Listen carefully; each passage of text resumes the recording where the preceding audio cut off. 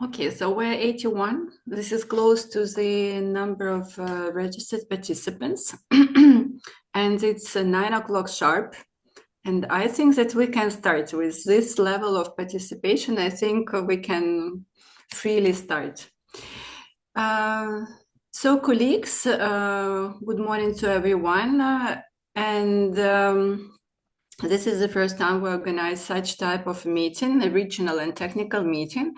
And to start with, let me ask Gerald Audaz, the team leader of the Economic and Investment Plan for the EU Eastern Neighborhood region from DG NEAR, European Commission, to say a few words, introductory words before the start of the technical discussion. Gerald. Yes, very much. And good morning, ladies and gentlemen, dear colleagues. It's a real pleasure for me to be with you this morning. On behalf of the European Commission, I would like to thank you all for joining us, and I would like to thank UNECE in particular for organizing this workshop. As you know, today we are going to take stock and exchange on the changes in water policies and practices that have occurred in your countries in the last month. As you know, in the Commission, we are striving for that it delivers, the most tangible benefits, not only for the environment, but primarily for the citizens. And therefore, we are very happy to have the opportunity to learn about the progress that you have made and see how best we can replicate your own national success stories and discuss how best we can support your endeavors going forward. So you may have heard it in the news yesterday. The president of the European Commission announced the new composition of the new Commission, the College of Commissioners, and there has been something quite noteworthy there. Is that for the first time in the history of the European Union, the words water resilience appear in the title of the commissioner dedicated to environment. This never happened before. This seems like a minor detail, but in fact, I think it shows that it shows the increasing political attention that is being given to water issues inside the European Union. And in fact, I'm pretty sure that a similar trend is likely to happen worldwide as we see water increasingly being recognized as the precious resource that it is. Not only for our economies and our quality of life, but also because we see that climate change is putting a lot of pressure on this very essential resource. In addition, you have probably heard last week of the terrible floods that have ravaged Central Europe, which I think is an additional proof of the need and the necessity to speed up water sector reforms and climate adaptation programs and investments in our regions. So to come back to the event that is bringing us together today. So the event today is about peer exchange. As you know, we very much believe in the merits of peer exchange because we see it as a way to learn and to inspire ourselves from policy measures that have been tested elsewhere and that have proven successful.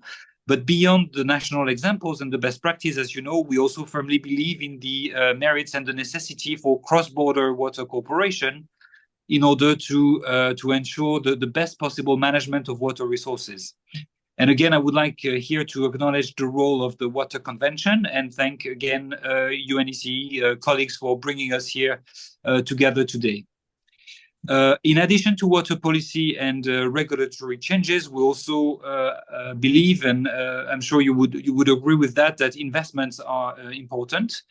And we think that the faster we create a policy and regulatory frameworks that is supportive of investments, and the sooner water infrastructure will be modernized to provide people with higher quality water services, while also reducing water pollution and degradation.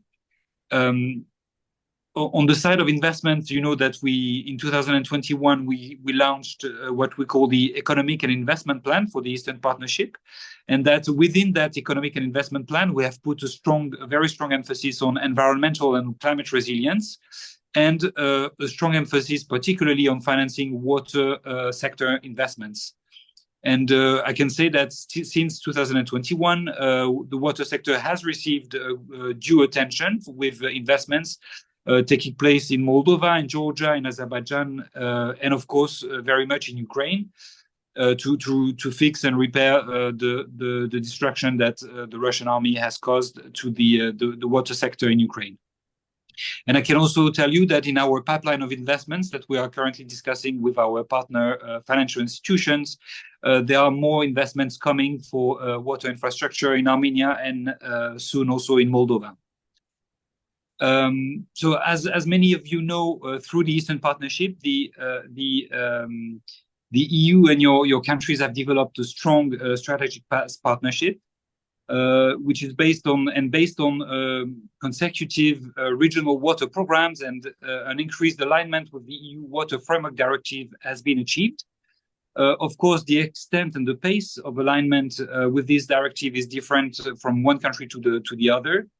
But the Water Convention, I think, has provided an additional leverage for promoting modern water policies and practices, and I think we can all congratulate ourselves for that. Before I conclude, I would like to thank again the implementing partners with whom we have worked over now a bit over a decade, and acknowledge their significant role in this process. And I thank them all for this valuable contribution. Together, we are working on a follow-up regional program, and we are learning about most recent progress, and learning about the more recent progress that you have achieved will help us in our scoping work. So I will leave it at that, and wish you all a very good and successful discussion today. And thank you again for participating. Okay. Over to you. Thank you very much, Gerald. Very interesting to hear about the new composition of the European Commission, and very happy to hear that the water is placed there. It has got the new prominent place. I would like to remind to everyone also that the meeting of the parties of the Water Convention is happening on 23rd, 25th of October in Ljubljana in Slovenia. So basically in 1 month. And as you know, the Water Convention is devoted to transboundary cooperation. This is its title, but 1/3 of the convention is devoted to the national legislation, policy and management, because without this it is impossible to improve transboundary cooperation. So I would use this opportunity to invite you to follow the discussions and the decisions of the Water Convention, and thank you European Commission and DG NEAR and DG Environment for supporting the Water Convention also, and for cooperation. Thank you. And let me also add a few more words about this meeting and its rationale and how it will be built. So first of all, we mostly know all each other. We have been working all together in different organizations or under this program, and you know that under the EU support in various years, there was a program of the National Policy Dialogues, where we meet with you regularly, annually, to discuss the water sector reforms in each country. Also under the EU for Environment program, there are regional meetings. For example, in the recent 2 years, there were meetings organized by OECD and the partners, and they were focused on the investments and financing the water sector. Or our colleagues from UBA, from the Austrian development, from the Austrian Environment Agency, conducting the regional meetings on monitoring, for example. But we never got together to discuss, let's say, the second level, technical level of implementation of the reform. And since we have been conducting the national policy dialogues in the recent 2 years, it was very clear that each country has very prominent achievements in some areas of the water sector, and some other countries are developing it or are thinking of developing it. And that is why we thought that exchanging the experiences on these more technical technical topics would be beneficial for all of you. Of course, there is also the bilateral or trilateral cooperation between you. For example, of course, Ukraine and Moldova cooperate. They know more or less what is happening there. Then countries in Caucasus, they know what is happening there. There is also the exchange of the expertise between, for example, Ukrainian and Georgian colleagues, but still, we thought that such an exchange at the regional level would be very beneficial. Also because, of course, all these 5 countries of Eastern Partnership have a common history, have common ambitions, and so we are more or less on the same track with implementation of the reforms in the water sector. And some countries are more advanced in implementation of the EU legislation, some are a bit less. So that is why it's a very good chance to discuss these achievements. So that is why this is the event, which is unusual for all of us. Also, it's a kind of marketplace. You see that basically there are very different topics which will be presented, and on purpose we asked our speakers to speak as little as possible, for 7 minutes maximum, so that we have then a time for discussion. So generally, I will be trying my best to moderate it so that each case has 7 minutes for the presentation and then 15 minutes for the discussion. And then each presenter has also reflected the key information in the presentation with the contact information, with links to the additional information. All these presentations will be available at the website of the Water Convention. We shall share it with you. And so you will be able to follow up. If you need to know more, you will be able to follow up.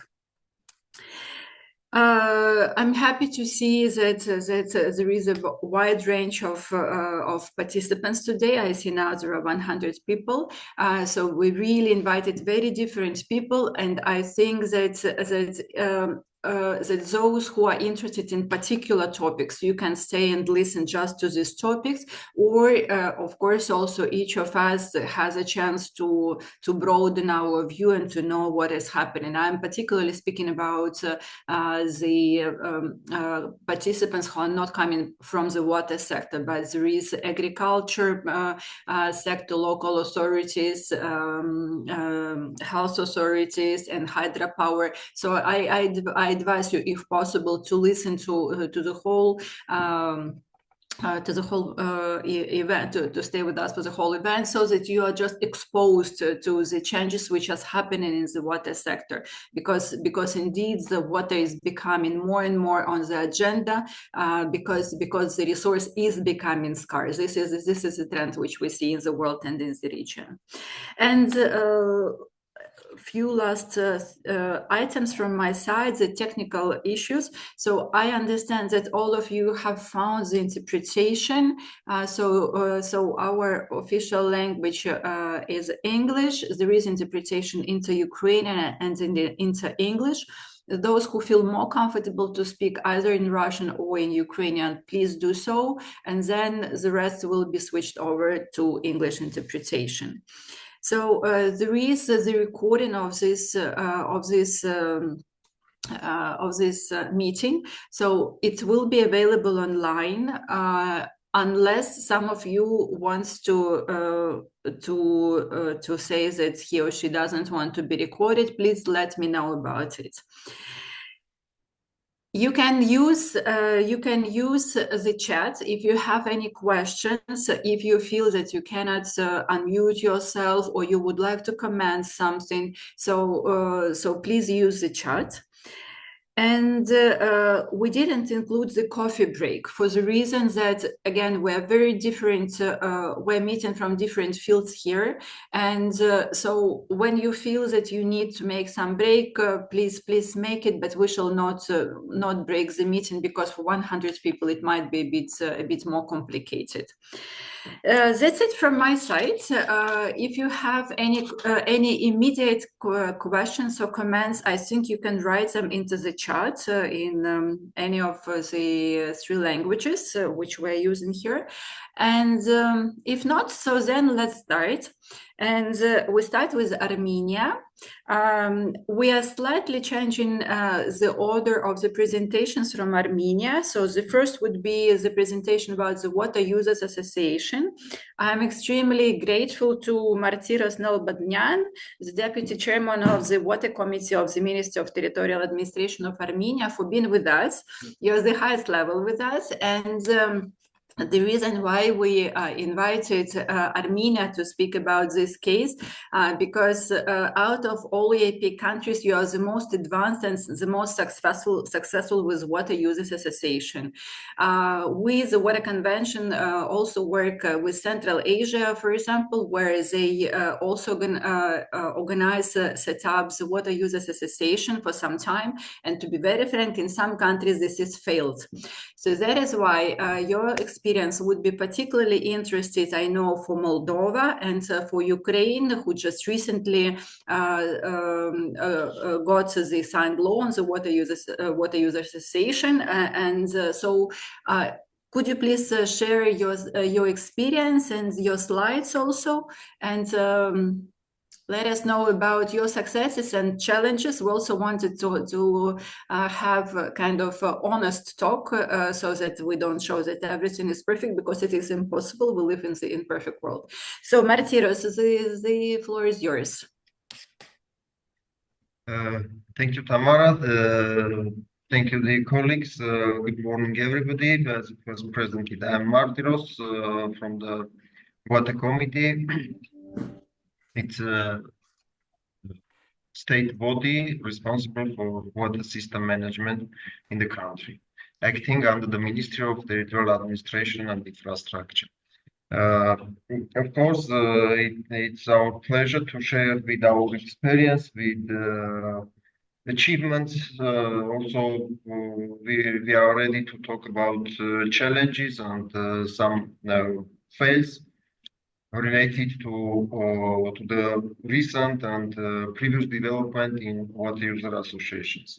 We decided to talk about this sector, about irrigation sector, in which really there are several types of management of water and also management, operation and maintenance of water systems.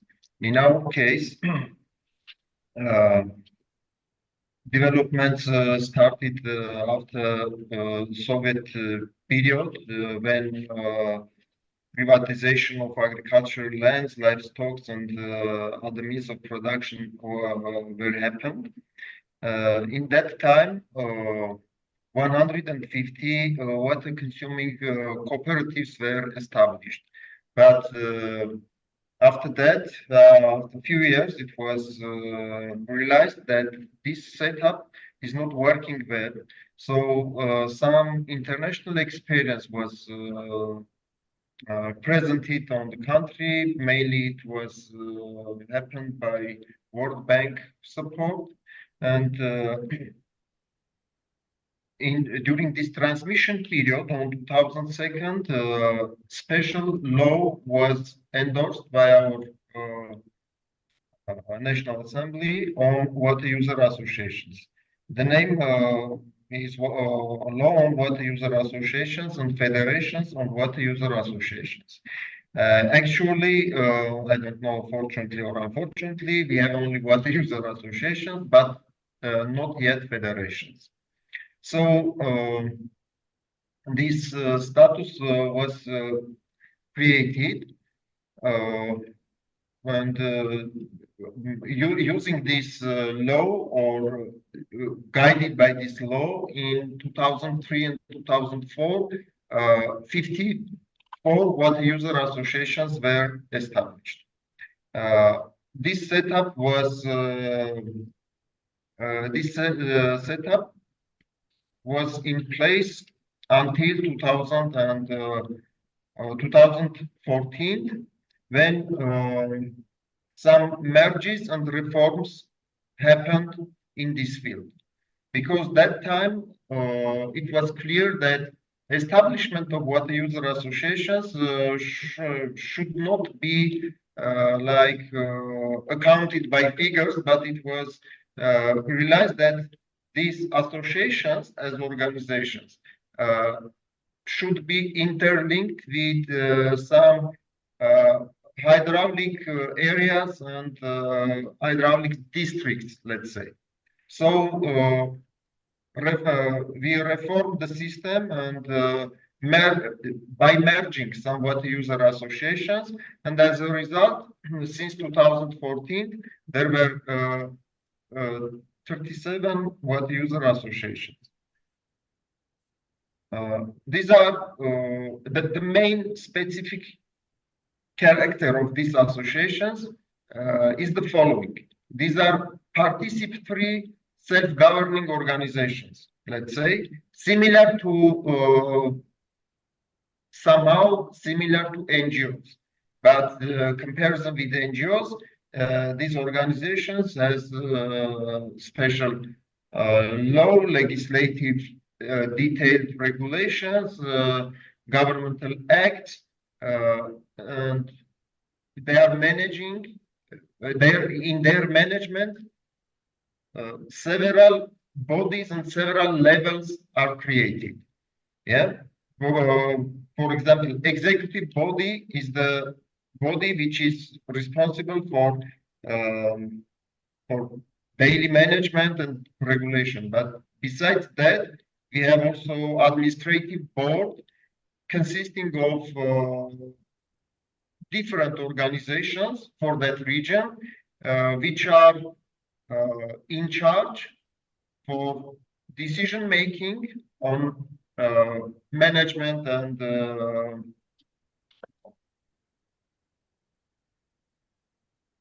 management level. Most important decisions should be taken by that board. Director should be assigned by that board, should be elected by that board, yeah, and some other organizational aspects. And as another character, these organizations are not, let's say, isolated from the governmental part. There is a special regulatory body which is acting in the ministry. The head of this body is the minister, who is in position for that period, and water committee acting as an executive agency for the regulatory body. I am mentioning these levels. Maybe these are not so. It could be seems that these are not so important, but I'm mentioning about these levels of management to show that the system during this period was developed well, and now management more or less satisfied on satisfactory level. But of course, besides not beside, but maybe in line of these developments, some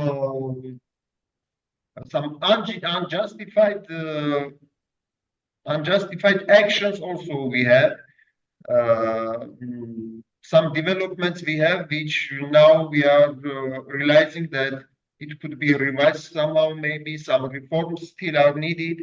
And from this perspective, I would like to mention that since 2017, a new reform was happened, and from these 37 WAs, we created 15 WAs. And in the main difference in comparison is the following. That time it was decided that WAs could be act more efficient if their let's say their borders could be coincide with administrative border of our Marses. Yeah, Marses are like regions,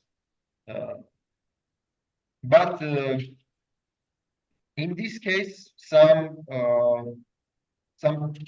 challenges we faced, which I'd like to share with you, but a few slides later I will talk about that. And now let me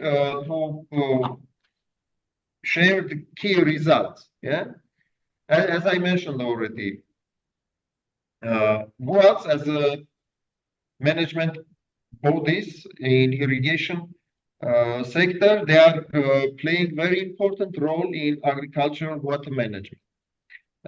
Under their command area, we have almost 200,000 hectares of agricultural land, approximately half of which are currently actually irrigated.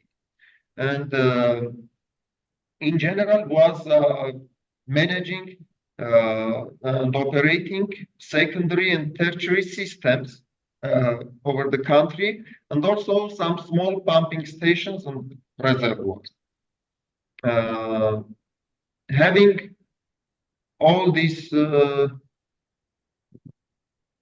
assets under their operation, however, WAS are not financially sustainable enough, and they are still depend on subsidies. The figures are presented here. Yeah?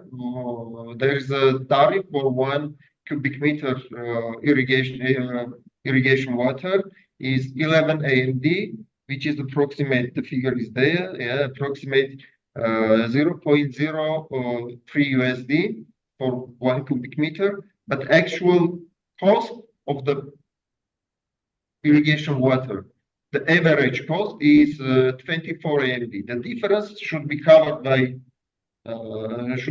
somehow. And currently, we are using subsidy system. Government is providing subsidy, but this 24 is the average actual rate, because we have, due to relief and geographical specialities, we have some areas in the country in which the cost of 1 cubic meter irrigation water more than 200 AMD. This is almost 50 cents. Yeah. So if we talk about success factors, as I mentioned, the main specific character of these organizations is participatory management. Of course, due to maybe due to mentality, due to some other factors, not every time the participatory management is efficient enough, but still we have in place, and we face lots of difficulties, especially after last reform, when these organizations became more larger. However, these management functions of irrigation system are linked directly to water users. Having such organizations in sector, we increased during this period, we increased ability of water user associations to act as an independently and increased degree of responsibility, because they know that they are responsible body, and they are responsible for operation, for maintenance, for water management, for water distribution, etc. And for more efficient monitoring and management from our level, from water committee, from ministerial level, since 2006, 2007, special desktop system was developed. We called it conditionally GIS system, GIS management system, but it is not fully online or a GIS-based system. But however, we are using this GIS management system to monitor and management hectares, service areas, contracts with water user associations. Some changes could be happened. Sometimes we are interlinked with cadastral data, cadastral map to reflect new development in that system, which is very helpful for monitoring, for double check, and for management. As I mentioned a few slides before, of course, we have lots of challenges in this system. Sometimes understanding about these organizations is not on satisfactory level among water users, sometimes among decision makers, sometimes, yeah. And having these new merged, more large water user associations, these challenges become more and more.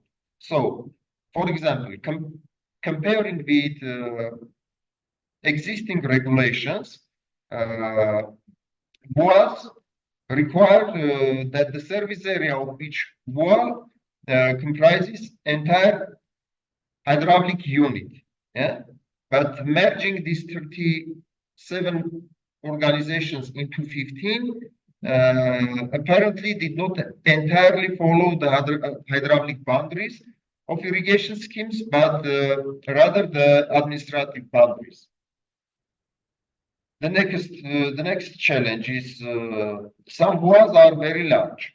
Of course, if we are talking about participatory management, it became more difficult if participants are more larger. For example, some WAs managing areas in which there are more than 20,000 water users, 20,000 members, and they should ensure they are representative for the General Assembly meetings. And in that case, if we follow to the regulations and procedures, in some cases for that meeting, participants could be more than 250. And you can imagine how difficult it will be to achieve any decision among 250 participants from different communities, from different segments, from different sections of water users. Each of them has their own interest. Of course, competition every time exists for water user, yeah, because the quantity, the management, distribution is not sometimes could not be satisfied to all the water users. And as I mentioned, sometimes understanding of specialities of these organizations is crucial, and for that we need new maybe training programs or capacity building actions in both, yeah, inside of water user associations and also outside of water user associations. All these challenges or successes were analyzed and currently are analyzing in the frame of different international programs. Very valuable analysis was conducted in 2023 in the frame of EU for Environment in Eastern partner countries, water resources and environmental data. This project provides support, and the report was analyzed, was conducted, and as a result, the report was shared with stakeholders. Review of technical performance of WAS in Armenia and the identification of opportunities for reforming irrigation service fees and subsidies. It provides very tangible basis for future possible reforms and for future possible decision making. Yeah, and it will consider during recent developments. Currently, we are trying to develop a new water strategy, overall water strategy in the country, and we are working with other partner stakeholder organizations. We have some other links, mainly analyze investigations and studied conducted by studies conducted by World Bank Group. We can share this report as well if some detailed information will be needed. And also we provided contact details here. Presented myself and also my colleague, another deputy chairman of water committee, who is responsible for irrigation sector. Yeah, and with those contacts and emails, we are available for future possible, I don't know, issues, questions, or other reasons.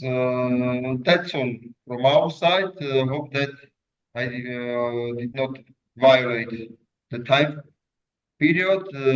Thank you, colleagues, and I'm ready for any possible question. Martiros, thank you very much. There are 3 questions in the... Tamara, it's very difficult to hear you. Yeah. Сейчас слышно? Can you hear me now? Yeah. Yeah, exactly. Right. Martira, thank you very much. It was very interesting. I didn't know that you have reached certain level of digitalization. I understand this is something which all our countries still need to do. This is not in place yet. So very interesting to hear. And if you can see, there are 3 questions to you in the chat. Can you read them and respond to, because I can read also, it will just take a bit more time. So the first question, yes, about the authorization. If your association is authorized by the government agencies to monitor water quality.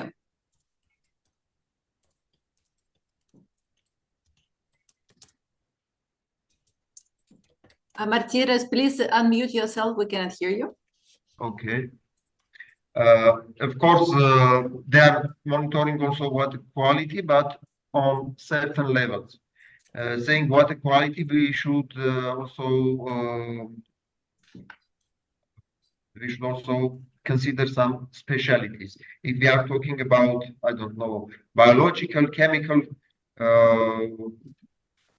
quality, not yet. Yeah, but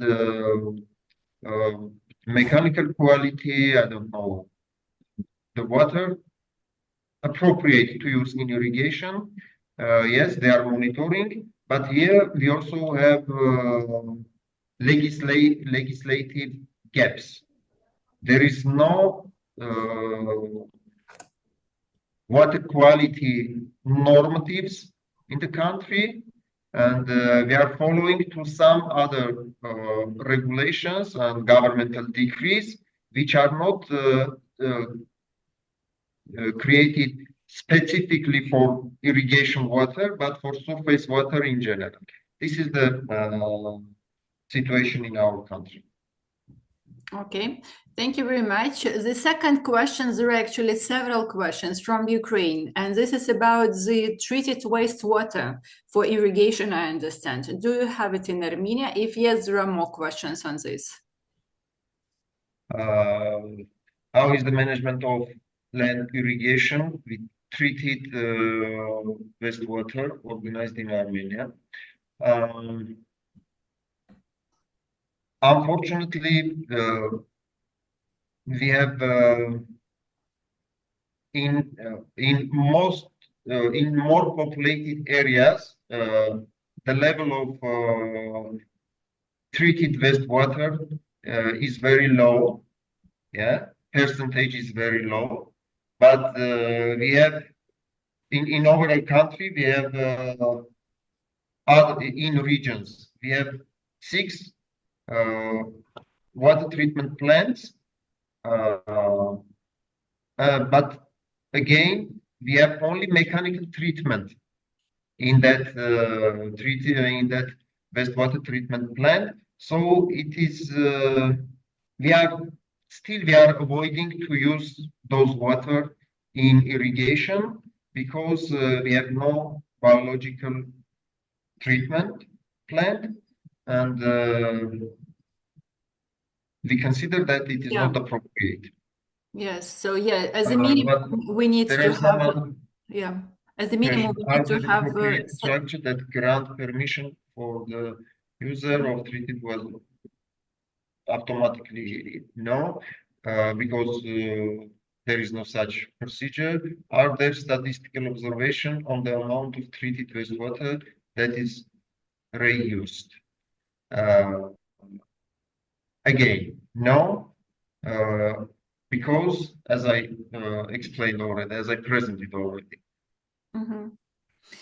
Yeah, Martiros, if you do not mind, I think I will read the question so that everybody also gets the translation. So the next question we're over with water reuse, but we shall talk a bit more about it when we hear the case from Azerbaijan. But generally, yes, this is the issue which we still need to advance within the region, because indeed the secondary treatment is the must for the water reuse, and there is a need for infrastructure and business cases, etc. So yes, we have to develop it.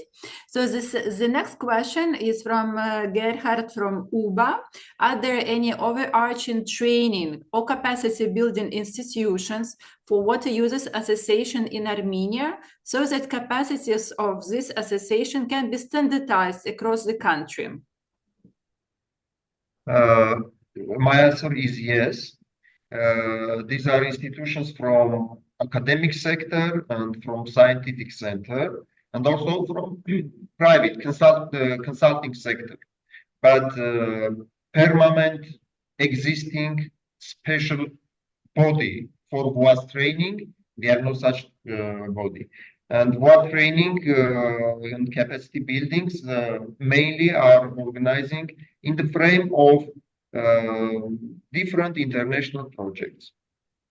They are granted to academic institutions or scientific institutions, or sometimes through tender and competition process. Some consulting services are granted to conduct trainings, capacity building trainings for WAS with specific training topics.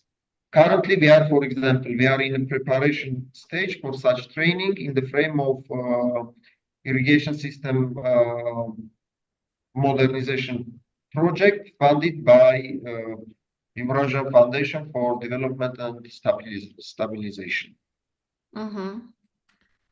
Good, colleagues. And we planned 15 minutes, but we are running out of this time, and we have still so many questions. I see the question from Ludmila, and this is about the quality control system for irrigation. And if you do not mind, we might skip it so that you might get in touch with Martiros after the meeting. I think what is very important to raise is the question from Yannick Pochon about the connection between the river basin management plans and the role of the Water Users Association in implementation of the RBMPs.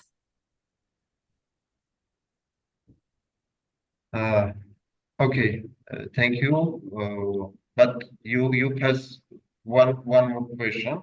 We can go back, but okay.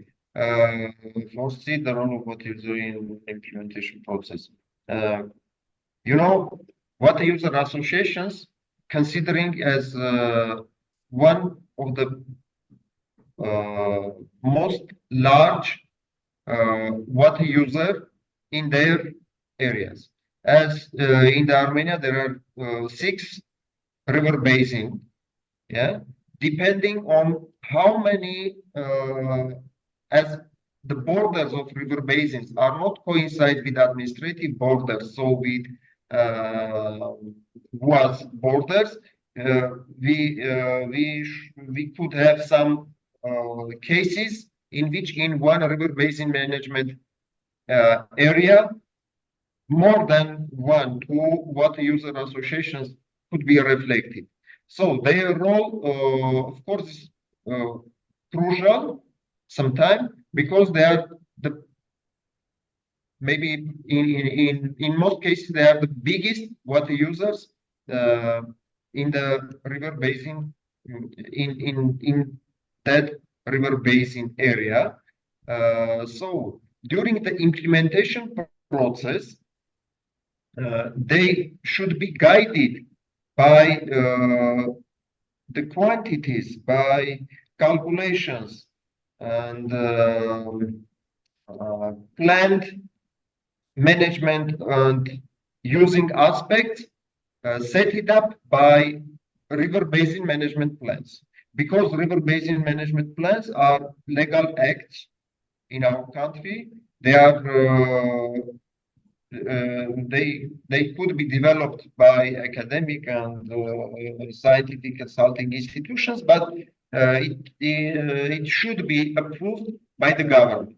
This means that it is a guiding document, like guideline, for each water users, including water user associations for irrigation aspects. This is the situation. But if some other details should be provided, we can chat maybe later. Okay. Thank you very much. So there is one more question from Olga Zhovtanok, and this would be the last one. I'm very sorry that I have to speed up a bit. So do you have investment program for modernization of infrastructure within the service area of the water users associations? Yes, Olga, we had such projects before, funded by World Bank. We have such project currently, which is ongoing project, as I mentioned a few minutes ago. The name is Irrigation System Modernization Project, funded by Eurasian Foundation of Stabilization and Development. And also for ensuring sustainability and continuation, currently we are in preparation stage of a new project, working with our government and with World Bank. It's called Water and Irrigation Enhancement Services, Water and Irrigation Service Enhancement, program, in which we have also irrigation component. Hope that during our next possible meeting, I could share a news that we commenced already this project. Yes, and we are during preparation of such project, we are guided by common areas of WUAS, starting from the water intake point, could be a reservoir, could be river, could be main channel, etc., up to the water user. We are trying to apply to this approach, looking investment not partially in the system, but for the whole system. Excellent. Thank you. So there are two unanswered questions from Gvansa Sivsivadze and from Ludmila. Martiros, if you can also respond to them in chat so that everyone actually sees the answers. But we take note that this question is actually interesting for the whole region, so we really have to think how to perhaps develop it in future. Thank you very much, Martiros. And let's switch on to another case which we found very interesting and good from Armenia, and this is about the ecological flows. I would not say how important it is for the whole region and how much developing this topic is around the world. So Vahagn, could you please tell us how you manage this in Armenia? Hello, everybody. Do you see my share screen, Tamara? We can see the screen, yes, and you have Yeah. the right to change the slides. Okay. Okay. Thank you very much, dear colleagues. I will try to briefly present the new ecological flow methodology in Armenia, where we tried to make a shift from the original water use approach to ecosystem protection. So this is the outline of my presentation, the rationale, key results, success factors, but also I will talk about the challenges, and like my colleague, Mr. Nalbandyan, I will provide some links for additional reading and contact details in case you want to get more detailed information on this.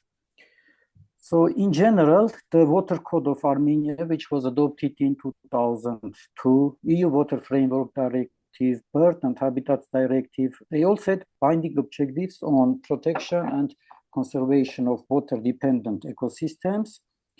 And I think one of the key options here to reach this objective is to support the flow regimes and to guarantee the minimum flow regime that needs to remain in the rivers. After the independence in Armenia, we tried different methodologies. There was the 2003 methodology, which was approved by the government. After 8 years, we developed another methodology for ecological flows, and they worked somehow, but they had significant drawbacks, to be honest, and shortcomings. First of all, they were really not ecological flow, but sanitary flow, because they were purely hydrological calculations, and this ecological component, ecosystem needs, were not properly taken into consideration.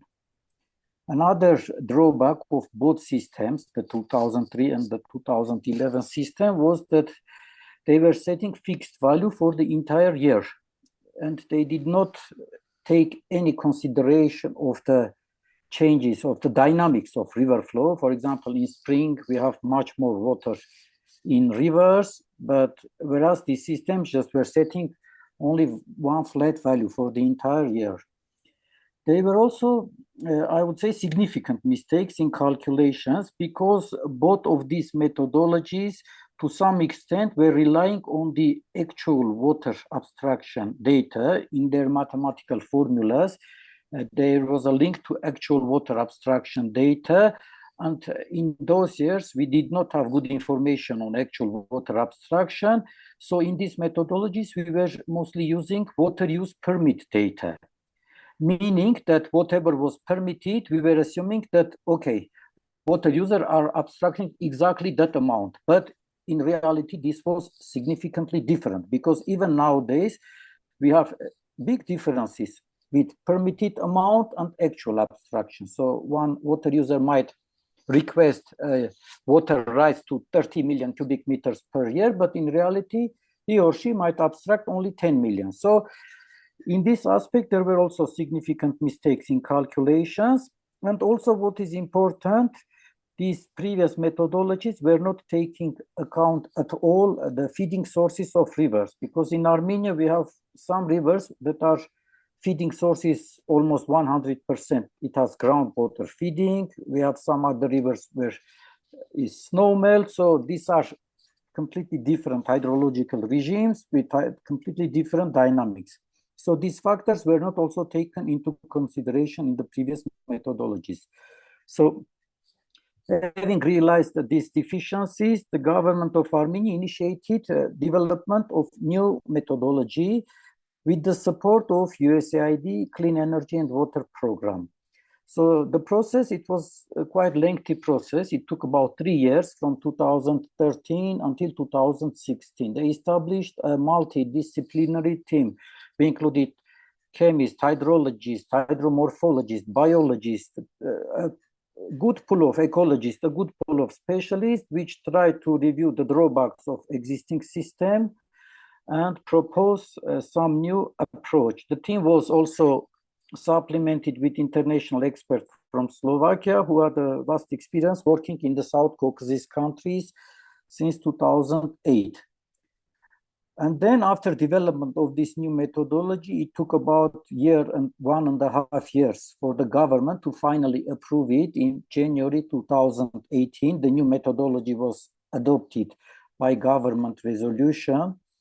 I will not go into details of the methodology itself, but the methodology, we have unofficial translation of the methodology in English language. It's only 3 pages. I am happy to share with whoever is interested, but because I will not go into details because it's complicated mathematical formulas for each case. But the good thing about this methodology, if we speak at larger terms, is that unlike or in addition to previous methodologies, it defines monthly ecological flow value, which is very important to take into consideration the dynamics of the river. And this is for aquatic ecosystems, for aquatic life, animals. I think this is very important. So basically, we leave much more water in rivers in springtime, whereas in previously it was defined value for the entire year. Also, according to this new methodology, we have differentiation according to feeding sources of rivers. So calculation of methodology is different for the rivers which have predominantly surface feeding, and there is another methodology for rivers with predominantly groundwater feeding. The methodology defines approach for gauged basins and ungauged basins where we don't have hydrological observation posts. So it's very detailed schematic approach using these complicated mathematical formulas. Again, I am happy to share the unofficial translation of the methodology in case somebody is interested. And one important component, I mean, again, the main approach of the methodology is hydrology, but then taking into consideration the proposal of our international consultant from Slovakia, because I believe they did the same approach right after they got independence, because a lack of hydrobiological data at the moment, because we, thanks to EU support, we already have hydrobiological monitoring, some elements of it officially introduced, but still the data is not, we don't have a long time series of data enough to make a very justified classification systems or ecological classification system. So for this reason, temporary solution was thought. We added 33% to our calculations as a safety factor to ensure hydromorphological, oxygen, thermal conditions in rivers are met. And we think this would help to secure survival and reproduction of aquatic organisms until the period where our hydrobiological monitoring data series is long enough to make already some ecological classifications and to factor this into the methodology itself. So after adoption of this methodology by government resolution, Armenia is divided into 6 river basin management areas. For all 6 RBMPs, already ecological flows are calculated as part of RBMP. So for the entire country, we have already calculated ecological flows according to the new methodology.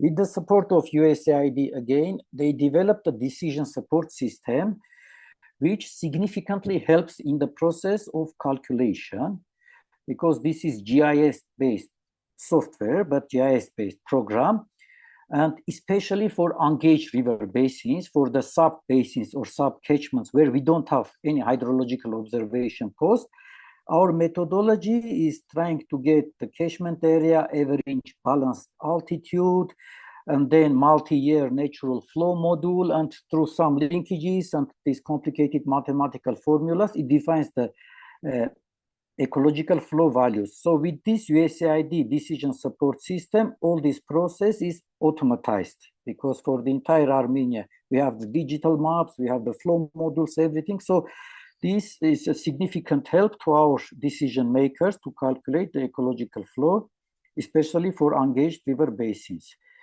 And also in parallel, the Ministry of Environment undertook another reform in 2002 they obliged, they put a requirement in the water code that since January 2024, all water users in Armenia have to install online flow meters, all water users in the country.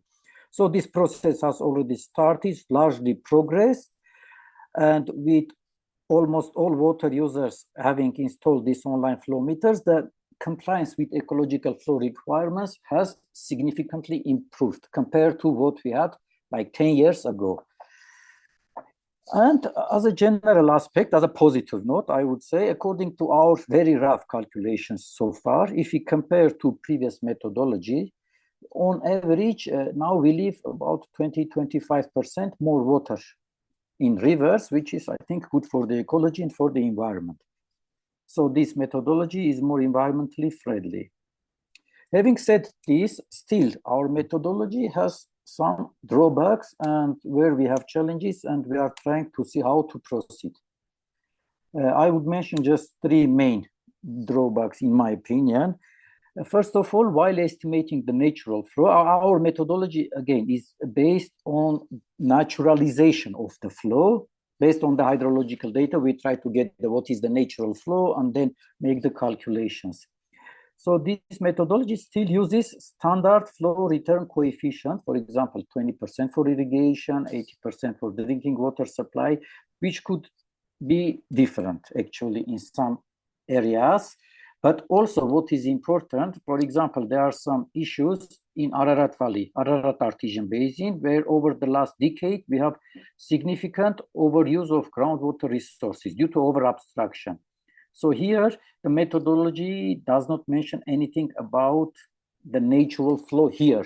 What would be the reference condition, reference situation? So here there has some drawback in these regards. Also, the safety factor of 33%, it's just temporary solution. This is not a magic number. This is not scientifically justified, but this was based on consensus and it needs better definition. But of course, upon obtaining hydrobiological monitoring data in the coming years. And still, the methodology, we are facing some challenges still for engaged sub-basins where we don't have any hydrological posts. Not everywhere, but in some places, we are still facing challenges. And again, this is the challenge, how to improve. Of course, there is no ideal solution. We need to understand that our desire should be based also on what we have, actually, what kind of monitoring data we have. And here, so this is another challenge. So very detailed explanation of the methodology itself in English language. It's in the USAID report. It's 102 pages, very detailed report. And also another report on the methodology and user manual, which helps the decision makers. They are available in Armenian and English also, so we are happy to share these English reports. And also, as I mentioned, we have unofficial translation of the methodology, the government resolution, the annex, the methodology itself. It's only 3 pages, so I'm happy to share in case anybody is interested. I am providing here the contact details of our line agencies which deal with different aspects, because ecological flows, they have different aspects. Like in terms of policy, we have a water policy department, and I provide contact information with the head of water policy department. Also water resources management department, who is dealing with water resources management, water use permits, and also director of Hydromet, because they were involved in the methodological aspects, especially these hydrological calculations. So these are the 3 line agencies or ministries mainly dealing with ecological flows in Armenia. So please feel free to contact them in case you need additional information. Thank you very much. So if there are questions, I will try to answer if I can. Thank you, Vahagn, very much. In the chat, you can see there are several requests for the methodology. Colleagues from Ukraine and Moldova are asking for this. And Mariam Makarova from Georgia is also asking for it. So maybe it makes sense that you either send it directly or you share it with me, even though I have it, I remember, and then I can send it, I mean, to all participants. Yeah. I will share both the methodology, but also these two USAID reports, because they provide much more details and justifications in English language to you, Tamara. So please feel free to share with our colleagues. Okay. One more colleague from NEA from Georgia is also asking for it, and I also had the question. Perhaps I have missed it, but WFD, the Water Framework Directive, has a guidelines number 31 on the ecological flow. You obviously considered this methodology when you were developing your methodology, right? Yeah, actually, the WFD guidance document actually was just released at that time, because it was released, if I'm not mistaken, in 2015.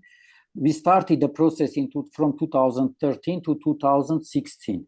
So it partially, they started considering it. But again, I mean, when we go through the WFD guidance document 31 on ecological flow, there is no one single recipe which helps us to define, but it provides different approaches different countries have used. And again, in our case, our main issue, our main problem was lack of hydrobiological data, because we just started introduction of hydrobiological monitoring system in Armenia.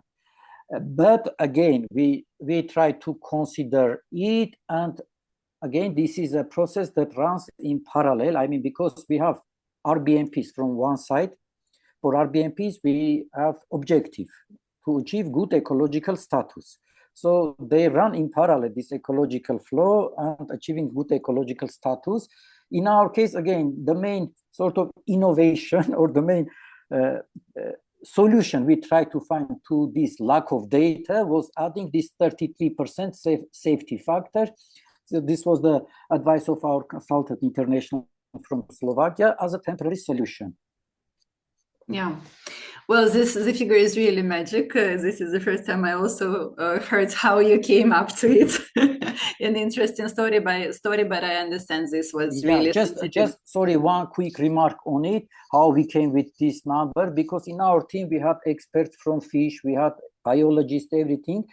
The methodology by itself, it was piloted on Argici River Basin, on one of the sub-basins, a river which is flowing to Lake Sevan. So on this river basin, they did 3 years of field surveys, and actually this magic number is not coming from zero, but on the pilot test results, it was a consensus-based figure with our fish farm specialists, ichthyologists, hydromorphologists. So it is somehow justified. I'm not saying it is ideal number, but it is justified based on scientific knowledge, based on field survey results, but again, as a temporary solution. Thank you, Vahagn. I take note of one more thing which you have mentioned, that all water users have water flow meters. This is really also something I think to be proud of, because I understand this is not an easy task, and still many countries in EIP region need to do this, because I understand that not all countries really fully understand how much water they have and how much they use. Yeah, this is actually, it was a big political move. It created actually, to be honest, also some resistance. So that's why when they adopted this revision in the water code, they gave 1.5 year time for the water users to prepare to this, but still not everybody was prepared. So we were supposed to have everything installed by January 1st, 2024, but it will be completed only by the end of this year. So with 12 months delay, still, yeah, it's a significant step towards getting real-time data on actual water use, which will significantly help us in decision-making based on real data, real-time data. Okay, thank you very much. I see also gratitude to your presentations in the chat. So we shall share all the information which Vahagn has shared and will give to us. With this, we're slightly behind schedule, but I think we're still doing fine. We're over with Armenia. Thank you very much. I think you really have made good examples, and I'm sure that it will be taken over by other countries. And now let's move to another country. We have taken the ABC order, so the next country is Azerbaijan. I understand that we shall not have the representation of the Ministry of Ecology and Natural Resources, but Rafik Verdiev, the local representative of the EU for Environment, Water and Data Program, will be with us, and he will speak about both topics. So the first one would be about the creation of the State Water Agency. This is of course a political and governance issue, but we have decided to include this to show how the structures in the state can work. And the second issue would be about the wastewater reuse. But Rafik, I would suggest that you make the stop after the first topic so that we can discuss it first. Okay? Rafik, the floor is yours. Okay, can you hear me? Yes. Good. Thank you very much. I'm glad to make my presentation in this interesting meeting discussions. And I start with the establishment of new State Water Resource Agency. This is a result of over 20 years efforts made by our projects, mostly EU project support to improve water resource management in our country according to principles of integrated water resource management and also planning of water resources use according to Water Framework Directive approach through river basin management. And currently we have a State Water Commission which coordinates all water organizations, environmental organizations, and at the same time users like Minister of Agriculture or different other sector industries who are dealing with water resource management and water use. And now water resources, all aspects of water resource monitoring, use, management is being carried by newly created State Water Resource Agency. And this agency and many functions of the Minister of Ecology and Natural Resources, who was responsible for water policy monitoring, and now is being passed to this agency according to its charter. And this work is about at the stage of finalizing, and now the water agency is being set on the basis of water resource agency within the Ministry of Emergency, and at the same time functions of other drinking water and canalization sanitation company, also functions of amelioration joint stock company, all are given to this new agency, and which is now conducting water resource management. As I mentioned, the improvement of water management started in 2010 with national policy dialogue, where by support of different European Union projects, we proposed creation of, for example, at first stage, water division at the Ministry of Environment, then also state creation of water commission to coordinate all water resource management activities And as the first step was created water division in the Ministry of Ecology to work on water policy development and implementation. Also was created, as I mentioned, a water resource agency within the Ministry of Emergency Situations, but its functions were limited to the large water reservoirs, to their security, their management.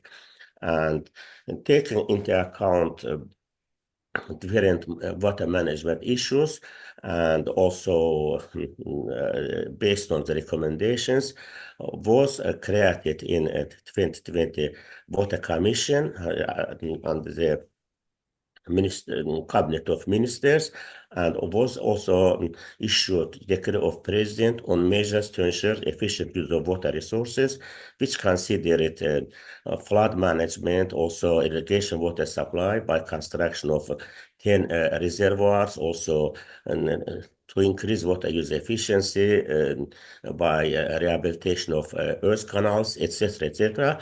And based on that, to manage this, in last year was created water agency, water resource agency, as I mentioned all about this, which is now fully responsible for all aspects of water resource management. And in order to apply principles of basin approach and also other aspects of IWRM, now was developed draft water strategy, which, as I mentioned, considers all aspects of water resource management according to basin principles, and including monitoring, assessment, management, and etc. And this was already finalized by all institutions, and according to official information, in October, maybe late in November, this document, water strategy, will be approved by Cabinet of Ministers, and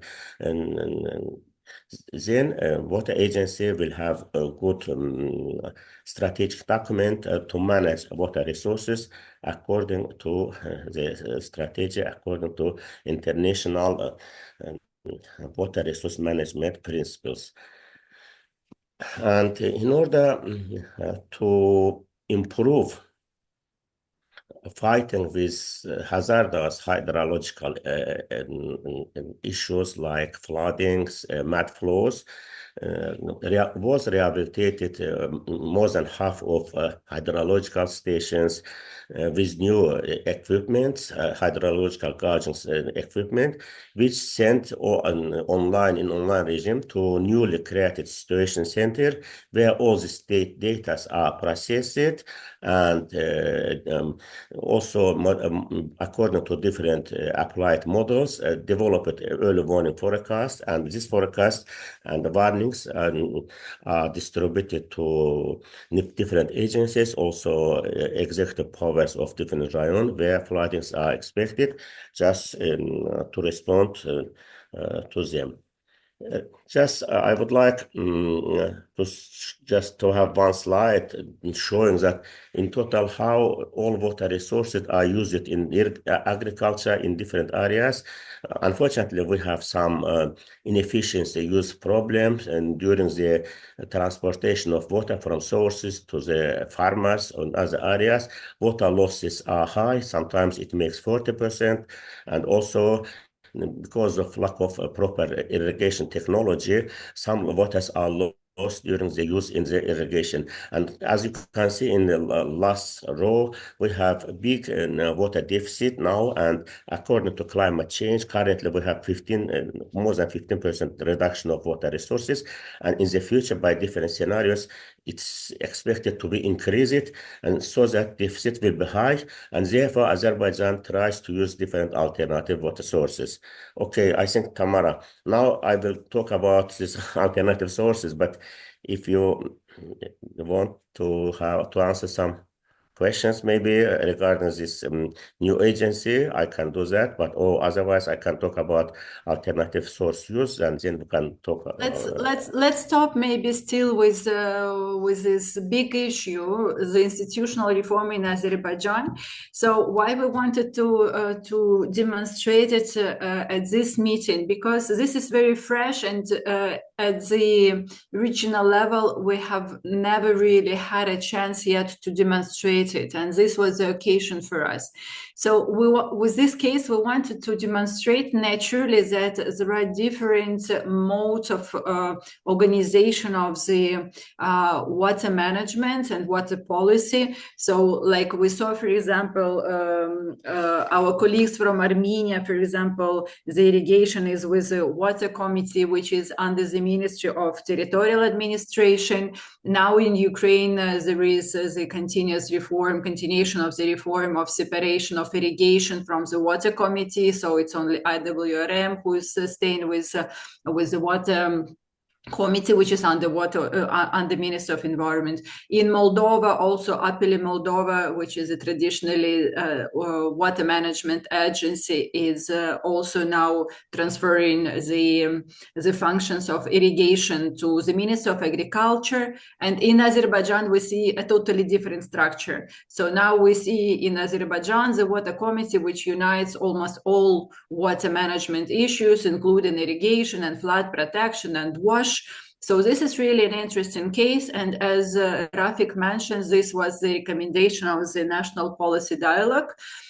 So we hope very much that this structure will work properly, since we met some staff from the agency. We understand that this is. These are very good professionals who are also well paid. We understand that when we talk about the human resources in the water sector, this is an important factor, that the experts have a good level of salary and have the motivation, professional motivation to work. So this is the case. And if you have any questions, please write them in the chat. And as told, we shall continue watching how this new structure in Azerbaijan will work. So I see no questions. If you still have... Tamara, may I just add regarding this slide, this situation center?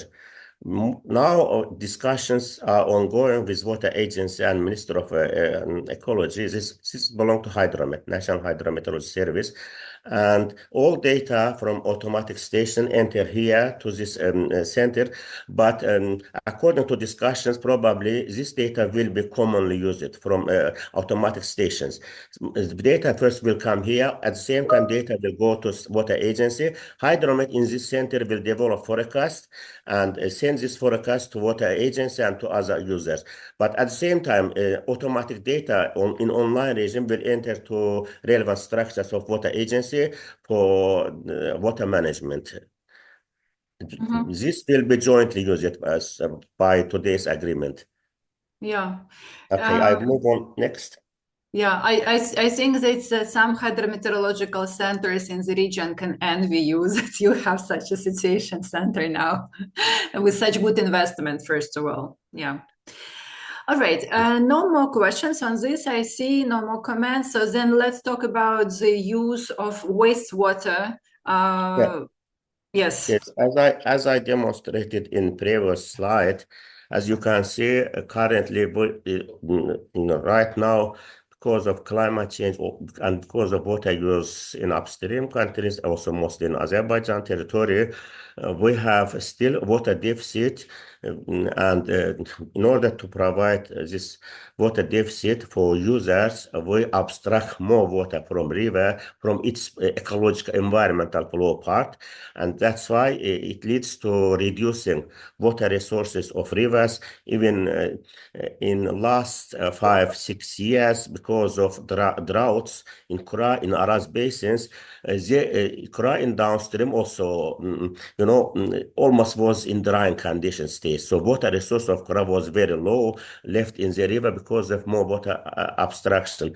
And that's why, this deficit is expected by climate scenarios also to increase in the future. Therefore, Azerbaijan tries largely use alternative water sources, such as rainwater harvesting in river basins, to use it in the vegetation period, also to combat these floodings, which I mentioned, numbers and frequency of which is increasing year by year, and currently number of flooding several times exceeds which was 10-20 years before. Therefore, another source is to use of treated wastewaters.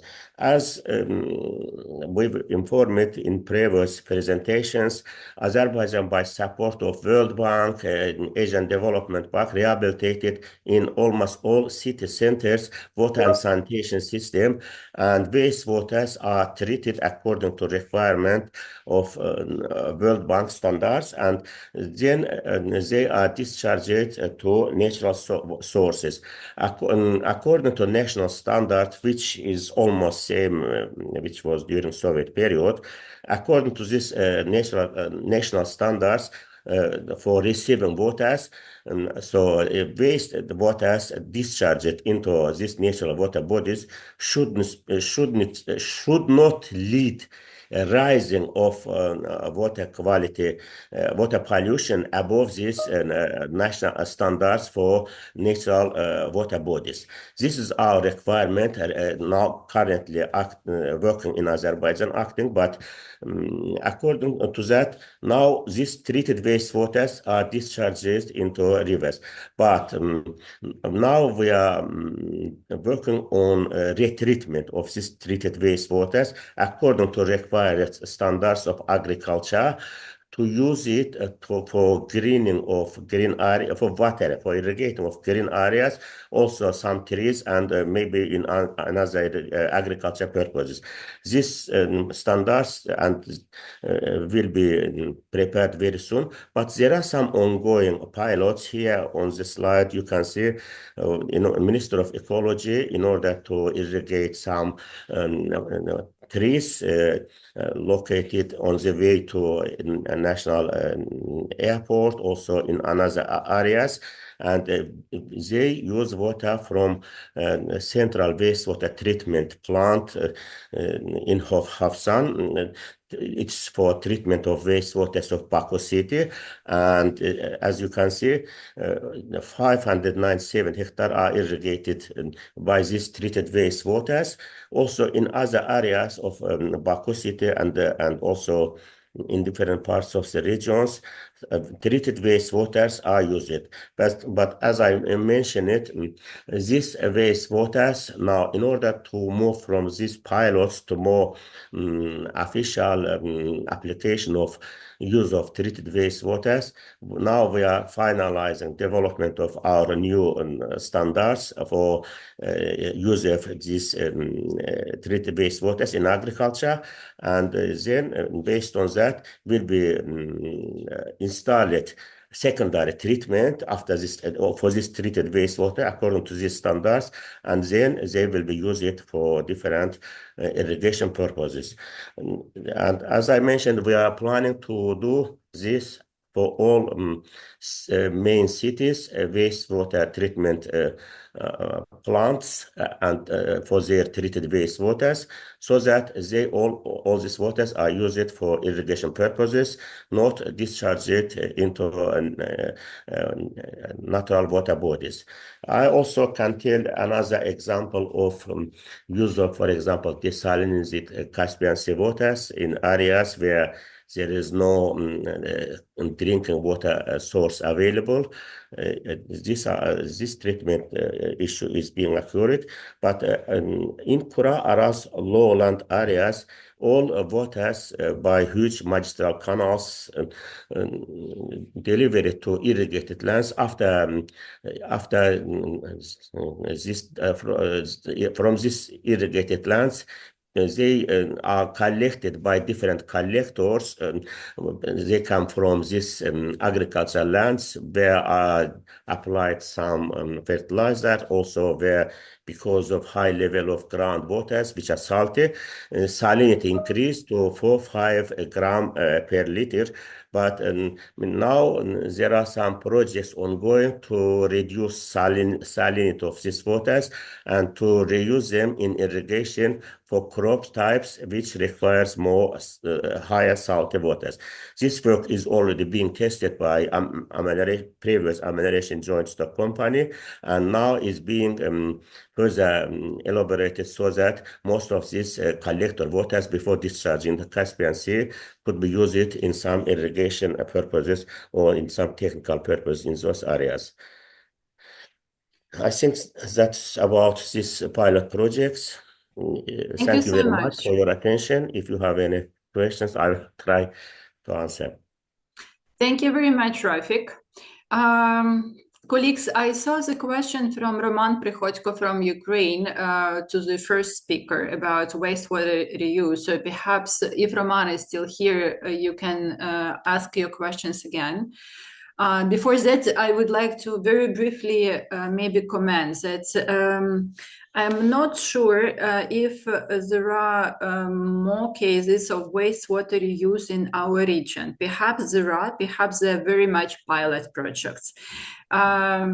So if we're talking about overall situation in the world, we understand that the water availability is decreasing. So the wastewater reuse will be one of the methods to respond to this issue. And at the global level, there are several very good examples of the wastewater used for irrigation, particularly. And there are WHO standards in 4 volumes about how to use the wastewater and the sludge also for agriculture. At the level of European Union, there is a wastewater treatment directive, urban wastewater treatment directive, which touches upon the issue of water reuse. And this is the directive which will be the most important for implementation of the Water Framework Directive. And this will be the most expensive for all of us. At the European level, there is also a separate directive, which is about the wastewater reuse, or the water reuse, sorry, which was issued in 2020, if I remember well the year. And particularly for Ukraine and Moldova as a candidate as a candidate countries, this directive will at certain moments become a must. So slowly, but we are all moving to raising the issue of the wastewater reuse. As a small announcement, we are now making a small work in Ukraine about it, and we shall share the results with you. And in the next EU for Environment program, we're planning also to address this issue. This will be colleagues from OECD and perhaps us, UNECE, who will be working on this. So I think it's really high time to start to start exploring and developing this issue. And so so there are questions in the chat. So I see them from Ukraine, which are in Ukrainian. So I will read this in English.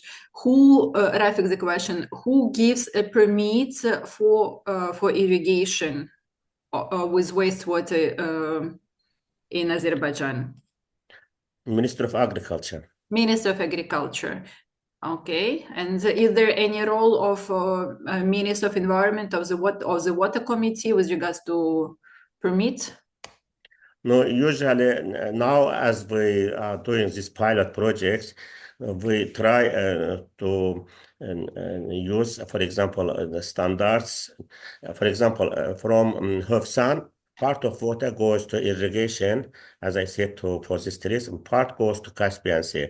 And according to acting today in Azerbaijan, receiving waters quality standards, they monitor in the end of pipe Caspian Sea waters and always check. And according to their assessment, it's within their allowed concentrations, which means that this waters has quite enough quality. COD is about 5, etc., and it allows them to use for irrigation. But in order to make it official, they are working now on new standards, which is also was prepared in previous EU project for 5 classification system, and they try to meet requirements of first or second class according to the requirements for oxygen demand and for other elements. They will approve it by Minister of Agriculture. Of course, Minister of Ecology will be part of this, and water agency. After their approval, water agency will use these waters in agreement with Minister of Agriculture to irrigate even technical technical plants or trees, etc. But this is procedure is already there is some decree to do this in coming months to make this officially ongoing according to existing rules. Okay. Thank you very much. Thank you. I see no more questions on this. Thank you very much, Rafik. We can move to another country, which is Georgia. Colleagues who will be presenting now, please try to use the presentation mode of your presentation so that we can see the full slides. It is just more convenient for the readers.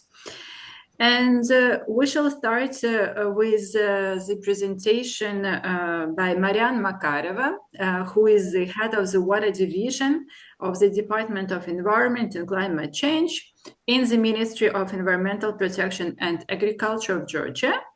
Mariam, if you're here, please show up. Yes, thank you, Tamara. Yes, and the presentation will be about the nitrate directive. This is one of the 5 water-related directives, which is not always easy to implement, and even the mapping and even identification of the zones is troublesome. I know that in many countries there is a discussion whether to announce the whole country as a zone vulnerable to nitrate pollution or still to make proper mapping. So please, Mariam, share the example of Georgia, how you did it. Thank you, Tamara. So I will start with our association agreement between Georgia and the EU, which was signed in 2014. One of the obligations, according to this association agreement, was harmonization of the directive concerning the protection of water against pollution caused by nitrates from agricultural sources. Here you can see main obligations. Mariam, you're sorry. Yes. Now it's moving, and maybe you can still switch on the presentation mode. It's in the bottom at the right corner. There is exactly. Yes, it should show now. It should. Yes, it's okay. Well, we can see your slides on the left for some reason, so it's not showing up. But I think that it's generally good, colleagues. I think it's fine because also you have very good size of the font. So let's continue. Thank you.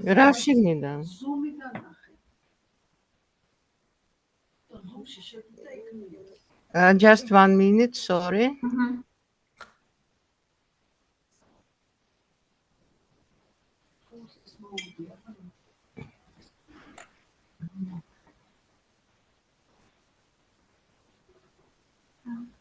Huh? It's fine. Bravo. Okay. This is excellent. Okay. Yes. Okay, thank you. So the main obligation, according to the association agreement, it was adoption of national legislation, designation of competent authorities, establishment of relevant monitoring programs for groundwater and surface water, identification of polluted waters or waters at risk, and designation of nitrate vulnerable zones, and establishment of action plans if needed, and codes of good agricultural practices for nitrate vulnerable zones. the law of Georgia on water resources management, which was adopted by Parliament of Georgia in June 2023, transposes this obligation at the national level, national legislative level. And according to this law, by September 1, 2026, the Ministry of Environment Protection and Agriculture shall identify these nitrate contaminated areas, identify nitrate for surface water, for groundwater, define rules for good agricultural practices for nitrate vulnerable zones, develop action plans. To implement this obligation, we had donor support from the EU project, Support to Environmental Protection and Fight Against Climate Change in Georgia, which started in 2022 and continues now. One of the components of this project, it's component 3, nitrate pollution of water bodies is reduced below limit value.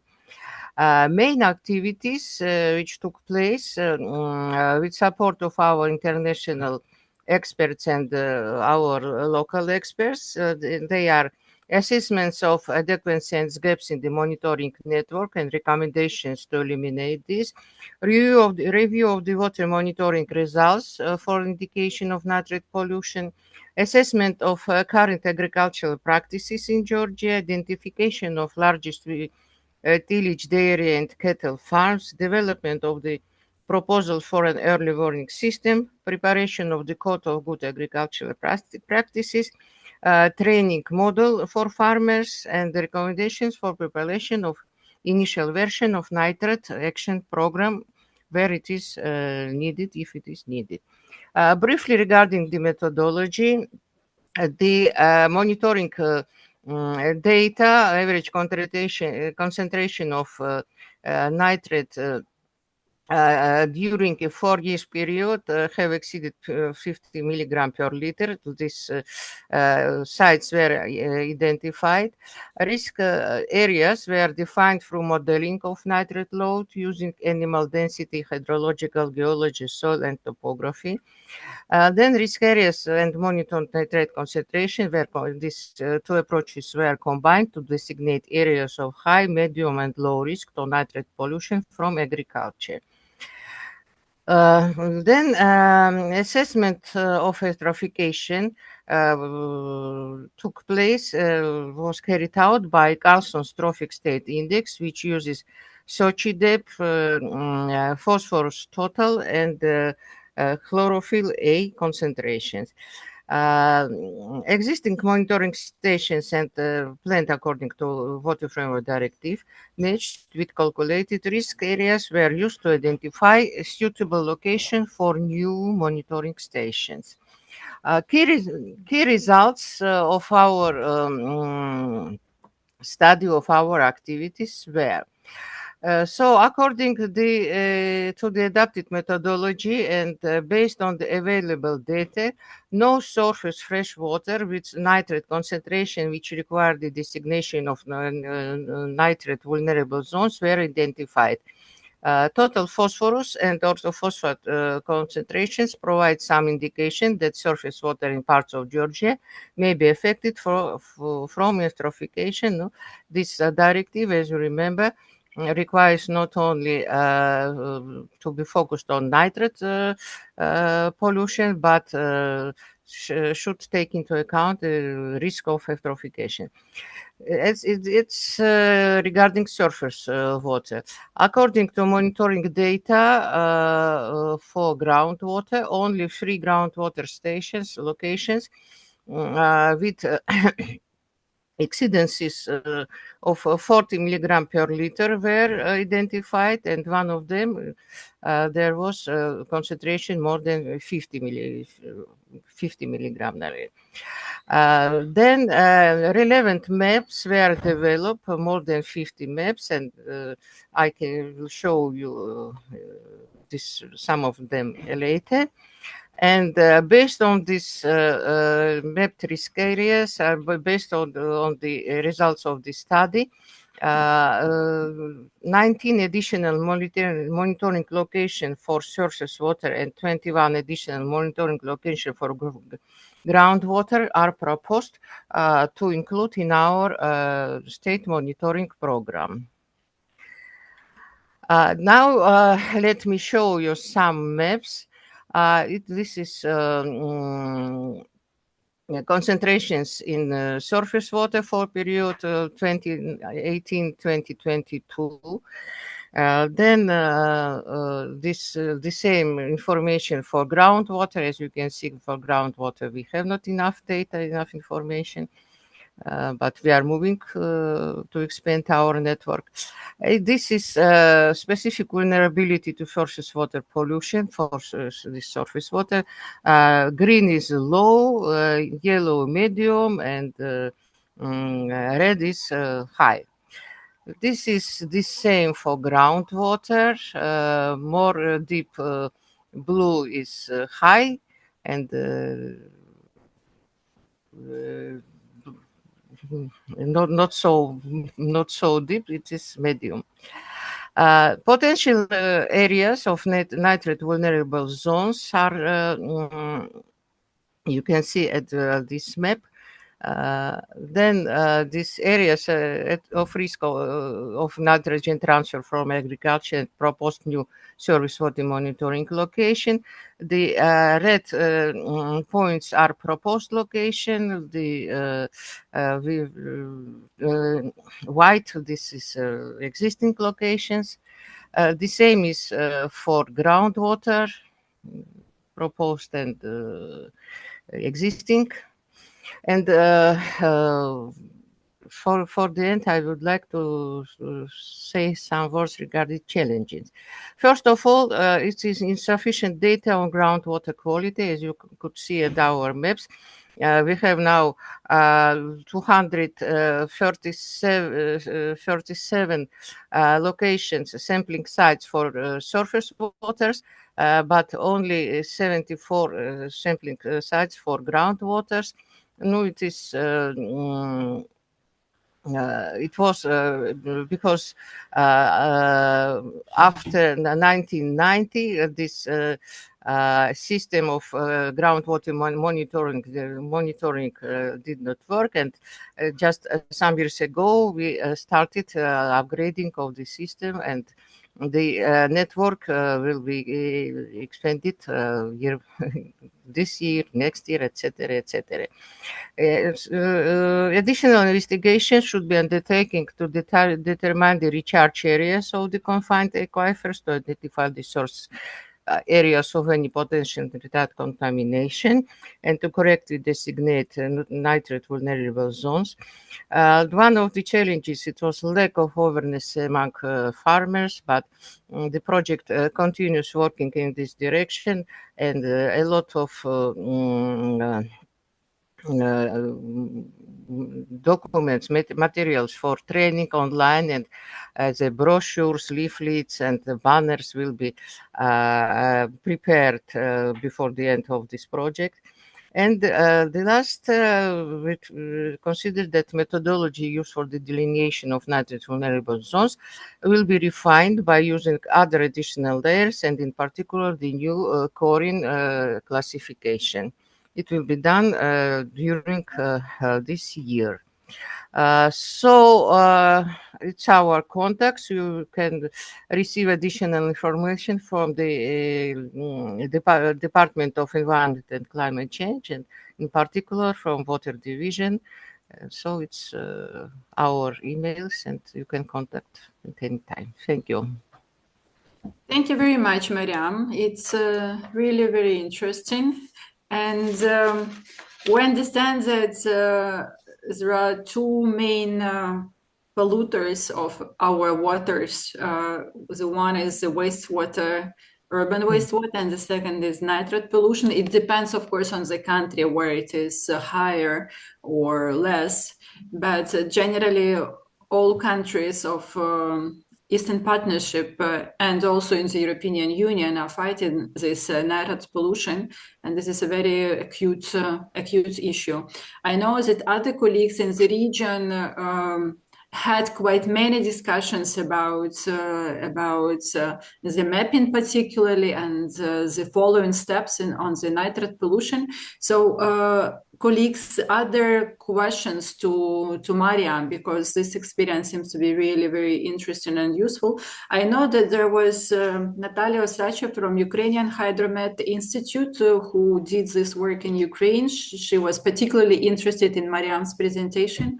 I don't know if she's here because colleagues from Ukraine are writing to me that there might be disruption in electricity, because in Ukraine there is no electricity during the day. So some of them are alerting me that they are leaving the meeting. Alexey Yerashevich from Ukraine writes, "Bravo, Mariam, in line with WFD and great input to river basin management plans." So Alexey, I understand, knows very well what he says. Okay. Any other comments from... Okay, so International Office for Water is asking, when do you plan to define the action plan related to nitrate directive implementation? As this office has already supported in Moldova, what is your timeline? Yes, according nitrate directive, it should be prepared the action plan for the vulnerable zones at the national level, and it can be prepared for selected areas. So to define this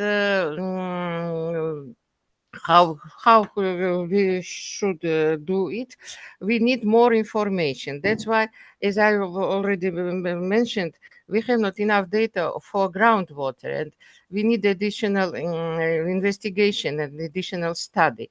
That's first of all. And then regarding our national legislation, it should be done. I already mentioned law on water resources management. It should be done until 1st September of 2026. So we have time and we are working in this direction. Well, you have very little time. It's less than 1 year. Yes, but we will try. Yes. All right.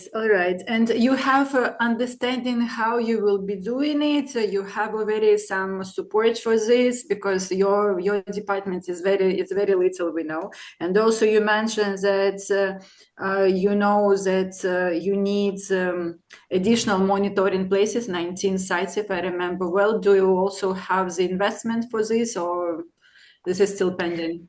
These additional locations for monitoring station, it will be done step by step. For instance, after we have received these recommendations for our project, just this year, our National Environmental Agency already added 4 monitoring stations for surface water. Regarding groundwater, they need some additional studies. They have now field trips to continue to decide when it can be more optimal. And step by step, we will do it. It will be included in the state program of monitoring, and it will be covered by state budget. This is one of the... Yes, sorry. I just wanted to say that it's always so good to hear that something will be done using the state budget, showing the sustainability and the political will. Really good. Yes, thank you. But of course, I should also mention that we have a great support from EU project, and in particular from this project EU for Environment, Water and Data, environmental data, because the methodologies for the not only for nitrate, of course, for all ingredients, the equipment, etc. We have a very great support in this part, and I have to say thank you, especially to your project for this. Yes, regarding this, how can regarding this action plans, our experts continue working on this harmonization of nitrate directive. And they are working now on we have already some recommendations, and we are waiting for more recommendations regarding how it can be designed, this national, or maybe not national, but local action plans for nitrate vulnerable zones. And so we continue work. Yes. Yeah, Mariam, and I still would like to ask you, what is your relation with the agricultural sector, with the farmers? Because there are many tensions between the environmental objectives and agricultural objectives. How do you deal with it? Yes, of course, we have very good collaboration with the agricultural sector, especially with the Department of Amelioration and Land Use. They are in touch with the preparation of the coring system, and it is very important. Our experts are going to use this coring classification system to refine this methodology for the delineation of the nitrate vulnerable zone. Regarding concrete farmers, yes, some workshops took place in different parts of Georgia. Some workshops are planned for this period of September, December this year. Then model, not demonstration, but study model for to use it online for farmers. But then we decided that it's not enough, and it will be done by brochures, leaflets, and some small recommendations on paper, because not all our farmers have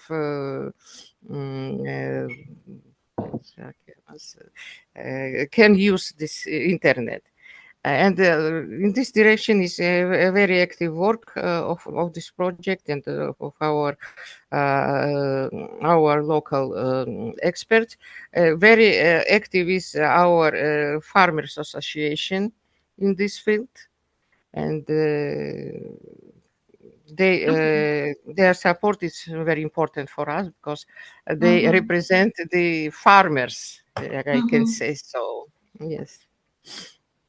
Well, I think that some countries can envy you about such good cooperation with the farmers, because it is not the case in all the countries. So good to hear that it's also an option, a possibility. And Mariam, we have never seen you. I mean, maybe you didn't switch on the camera on purpose, but in case you can still show your camera would be good, because not everybody knows you here. I mean, majority, of course, we know, but still. Okay.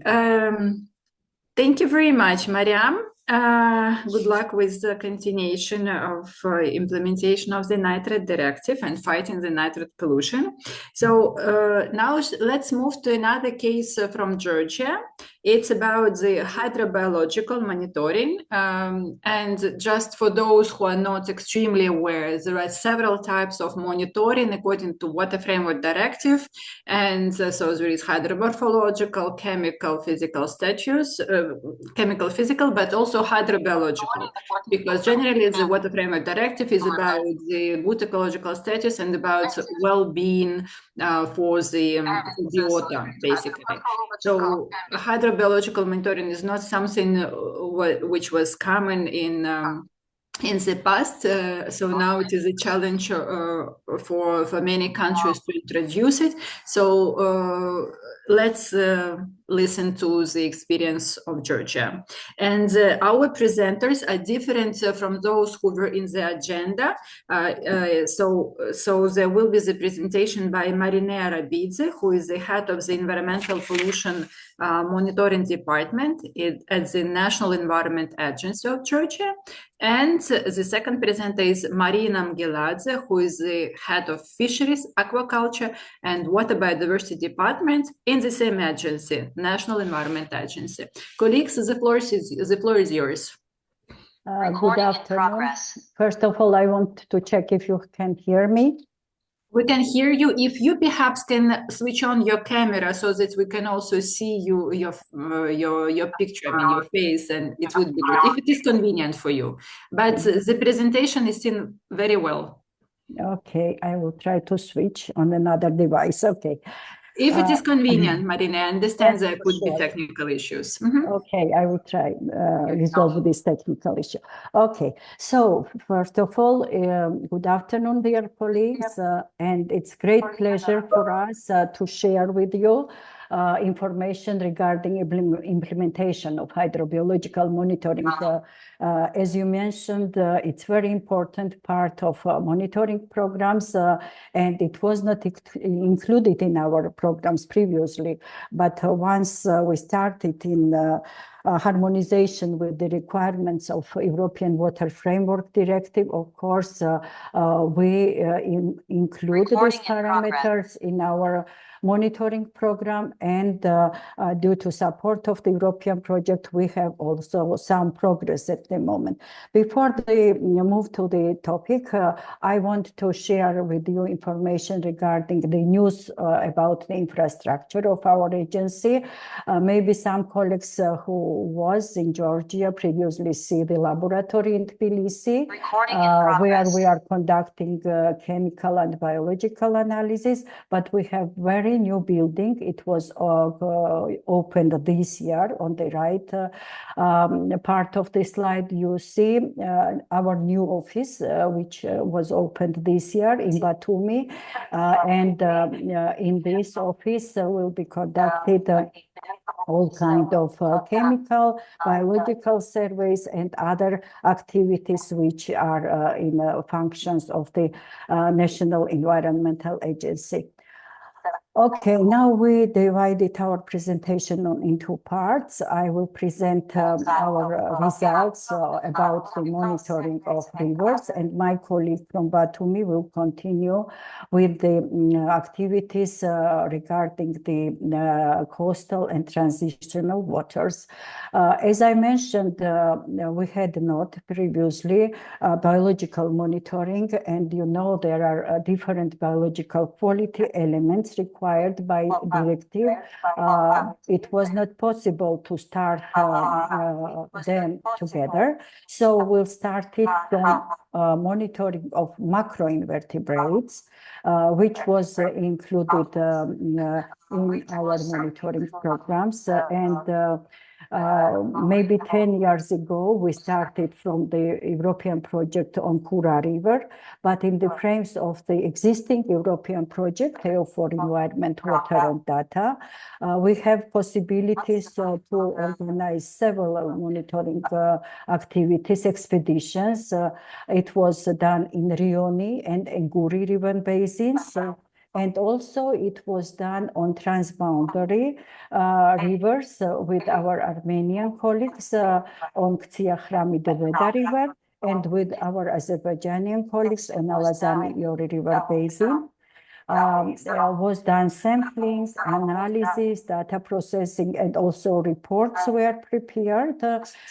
So the support of the projects was very valuable because we had no previous experience in these fields. So selection of correct sampling points, preparation of guidelines, checklists, and etc.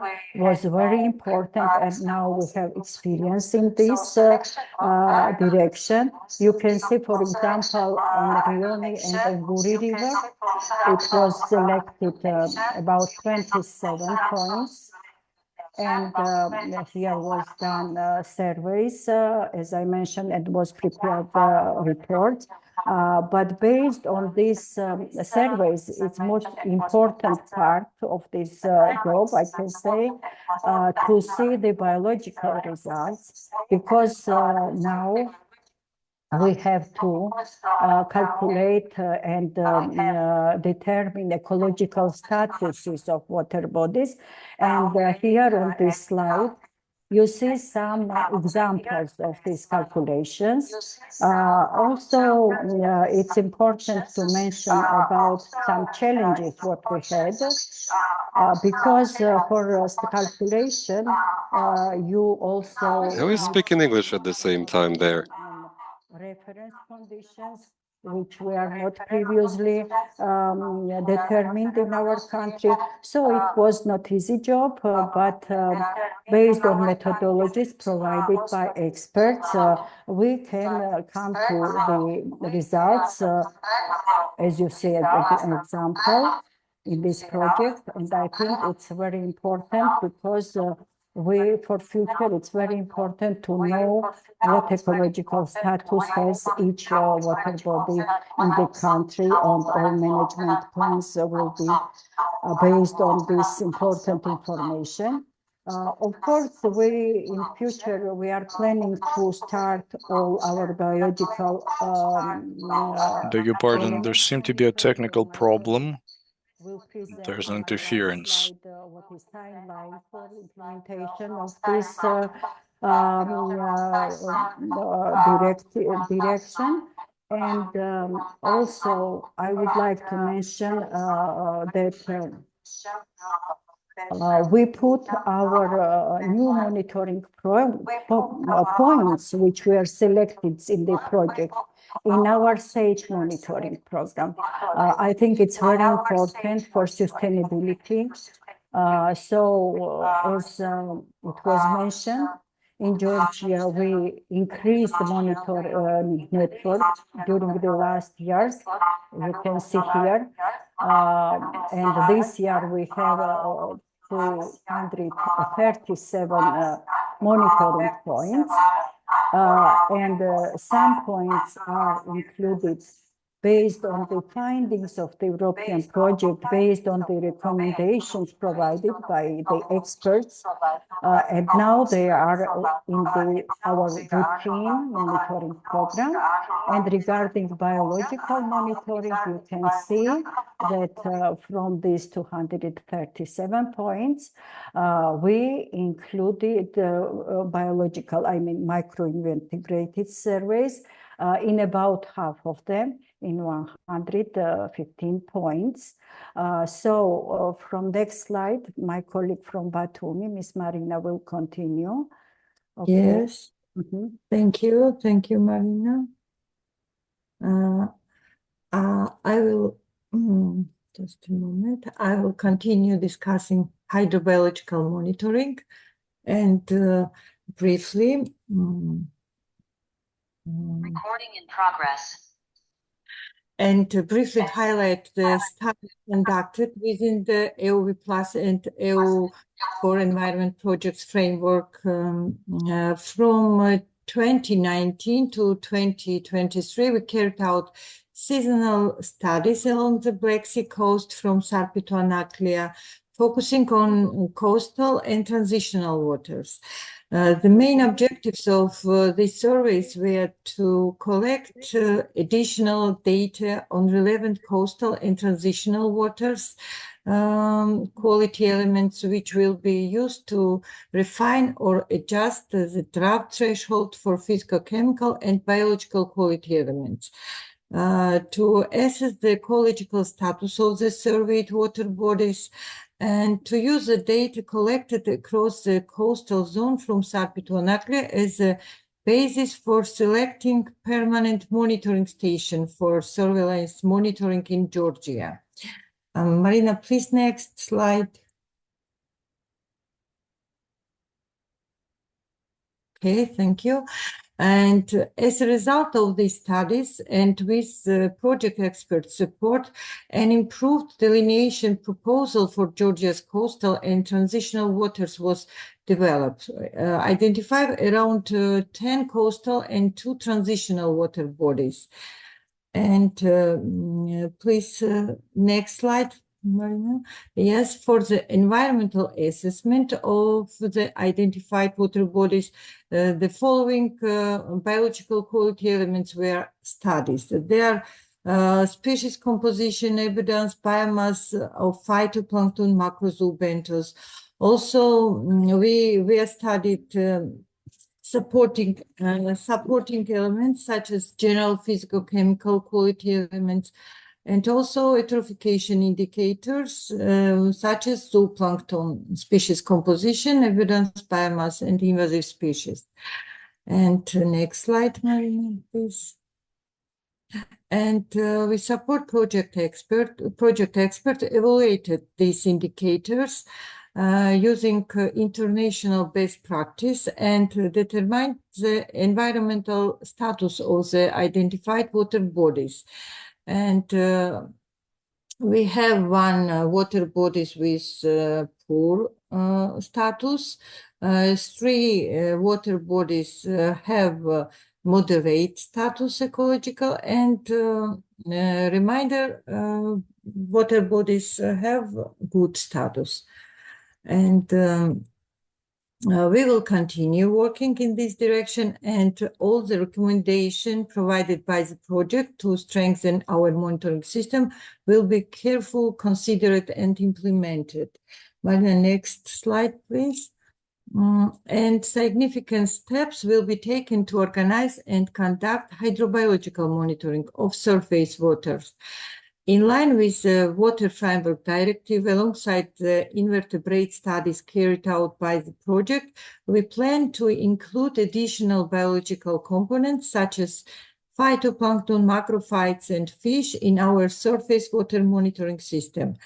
The slide illustrated all the river basins and specifies which biological components will be studied and what frequency.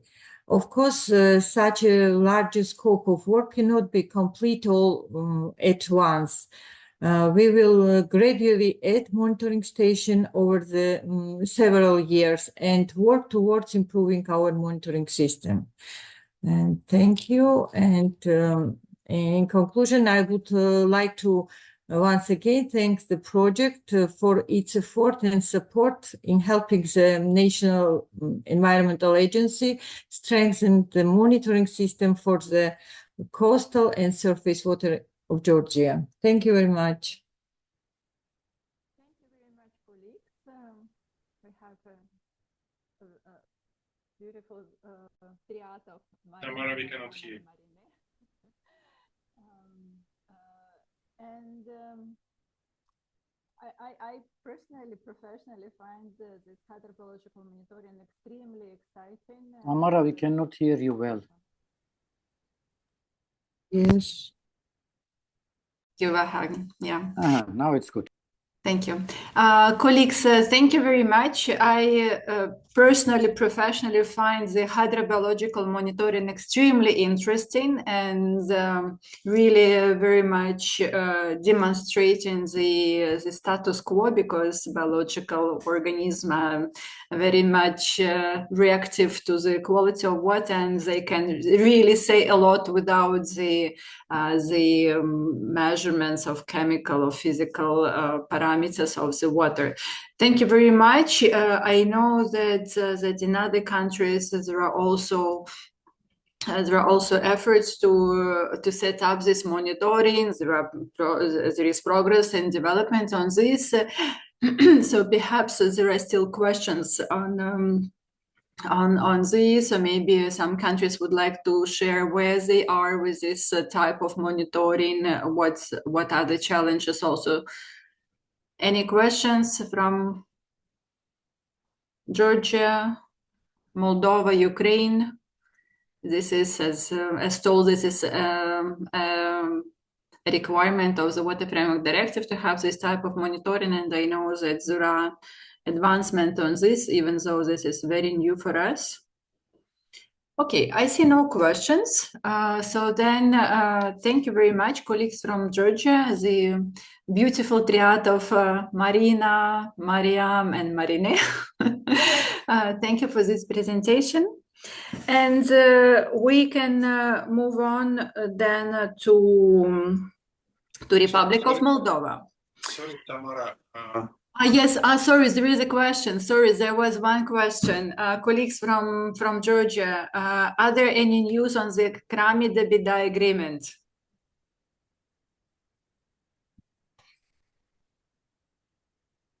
Who of you can respond? Probably Mariam. If Mariam is still with us? Yes. Regarding this agreement between Armenian and Georgian ministries, we have now consultations, our high levels have consultations with Ministry of Foreign Affairs, and I hope that in some days the decision will be made. Okay. Okay, so this is the agreement on monitoring between... Agreement, yes, on monitoring. It includes joint monitoring, exchange of information on the water quality monitoring. Somehow. I wanted to clarify to other colleagues who are listening to us that this is the question about the draft agreement between Georgia and Armenia on monitoring of water bodies. So this is one of the important steps in the all management of the of transboundary waters. So that is why the question was in conjunction to these presentations. Okay, well, looking forward to receiving the news about your agreement with the MFA. Thank you. Thank you very much, colleagues. So we're moving to Republic of Moldova. Republic of Moldova has two interesting experiences. One of them is about the basin committees. And I believe that this case would be particularly interesting for Caucasus countries, because you are still developing, designing these structures. The second presentation will be about the inventory of dams of one of the small rivers. So with this, let me invite Victoria Gratii, who is the head of the Integrated Water Resources Management Department in the Ministry of Environment of the Republic of Moldova. Victoria, please share your experience about the basin committees, which are also the requirement of the Water Framework Directive. Dear Tamara, thank you once again. Hello to all the colleagues, partners, and friends. We are very thankful for the organization of this event. And we consider that it's a very good idea to exchange our good practices. And I'm sure that we can learn each other in order to improve the field of water resources. Like many countries, the water sector in Moldova, it's definitely facing the different critical challenges. But today we want to share with you some good practices. I will ask my colleague Viorica Staver to make the presentation, but once again, I just want to say congratulations to all the colleagues that are involved in the monitoring, because today is the World Day of Monitoring.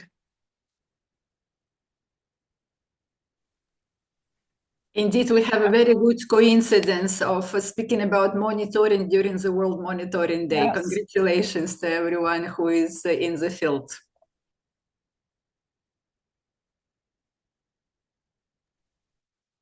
Okay, thank you, Victoria. Good afternoon, colleagues. I will take the floor and deliver the presentation on the basin committees. So, as we all know, the integrated water resources management is a shared responsibility between the central and the local authorities, as well as other interested stakeholders and involved parts. That's why at the national level, the Republic of Moldova have efficient coordination bodies responsible for integrated water resources management, which are the river basin committees. The committee is a coordinating and consultative structure independent in the exercise of its duties, which has the competence to participate in the activities to efficient manage the water resources within the limits of the respective hydrographic basin district. The purpose of the committees is to ensure effective cooperation between the central and the territorial authorities responsible for water management, as well as with the local public administration authorities, water users in the respective hydrographic basin district, as well as beneficiaries of water management services, representatives of scientific research institutions and civil societies on the issues connected to water management, water use and protection in the respective watershed district. The establishment of the committees is done in accordance with the provisions of the water law from 2011, which transposes the Water Framework Directive, as well as following the directions from the government decision 867 from 2013, by which was approved the model regulation on the establishment and the functioning of the river basin district committees. According to the above mentioned government decision, there are two river basin district committees in Moldova. One for the Nistru river basin and the other one for the Danube, Prut and Black Sea river basin district.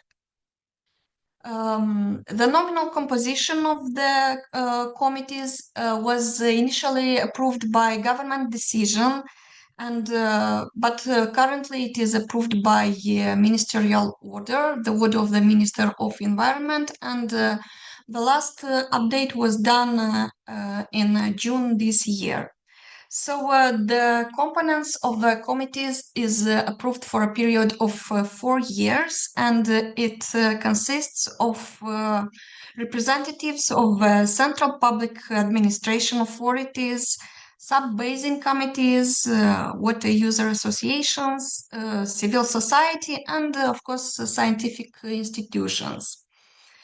To carry out its current activity, the committee has a permanent technical secretariat, which is composed of 2 persons and is ensured by the Water Resources Management Authority, in our case, the Apele Moldovei agency. Until now, 11 meetings of the Nistru River Basin Committee and 8 meetings of the Danube Prut Black Sea Committee meetings were held. And the main topics addressed during the district committee meetings referred to the development, promotion, approval, and implementation of the river basin management plans, establishment and activities of the sub-basin committees, as well as presentation and discussion of the main results achieved within the implemented pilot projects and planning the future activities. Among the results achieved so far by the river basin committees, we would like to mention their active involvement in the development and public consultation of both cycles of river basin management plans for both river basin districts. Additionally, I would like to highlight the excellent results achieved by the sub-basin committees related to the rehabilitation of small rivers, establishment of river protection stripes, and rehabilitation of springs. These works were done with the support of the external assistance based on the project proposals developed by the river basin committees. To strengthen the capacities of the river basin committees, regular communication events with the participation of the committee members are organized. During these events, the committees have the opportunity to present their achievements, to share practices, and even identify potential partners and donors for the planned activities. Moreover, this year, with the support of the EU for Environment, Water and Data project, a study visit to France was organized for the members of the river basin committees to pick the best practices from the colleagues in France. But my colleagues will intervene with more information on this issue. This being said, I would like to conclude that the river basin committees managed to prove themselves as valuable and efficient water management tools in the Republic of Moldova, having a significant contribution towards efficient water management. And among the success factors that contributed to the proper capitalization of those tools, I want to mention the following. Enforced legal and policy frameworks, which create the proper environment for the river basin committees' activities, availability of financial resources to support activities, money being allocated from both national in a less amount and external sources. Another aspect is the increased local awareness on importance of water resources, because the meteorological events from the last days proved us again the importance of efficient water management with the establishment of protection strips, proper flood protection infrastructure, and well-maintained hydrotechnical constructions. And of course, open discussions between different stakeholders, showing us the importance of providing transparent discussion platforms which bring together stakeholders and involved parts and help us to find the compromise related to different water use or water management issues. Among the challenges faced by the river basin committees, I would like to draw your attention to the following ones. The high dependence on external assistance, as the financial issues remain important when talking about local rehabilitation measures. Project-based activities, meaning that there is a risk of activities overlapping. However, here is the role of the river basin committees to coordinate the implementation of different activities and to ensure their complementarity.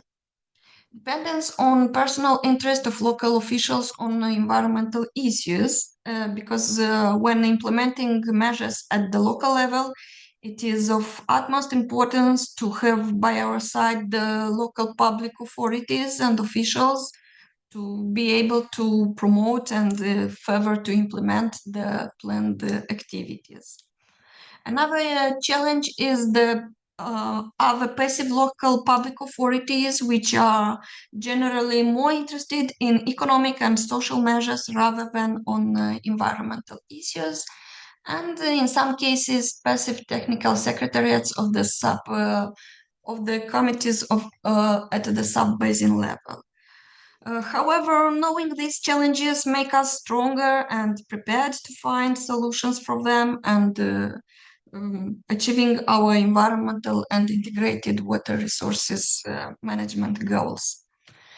This being said, I would like also to mention that all the efforts of the river basin committees perfectly match with our international commitments and fit into our transboundary engagements with our neighbors, as our main watersheds are transboundary rivers. Thank you for your attention. Thank you very much.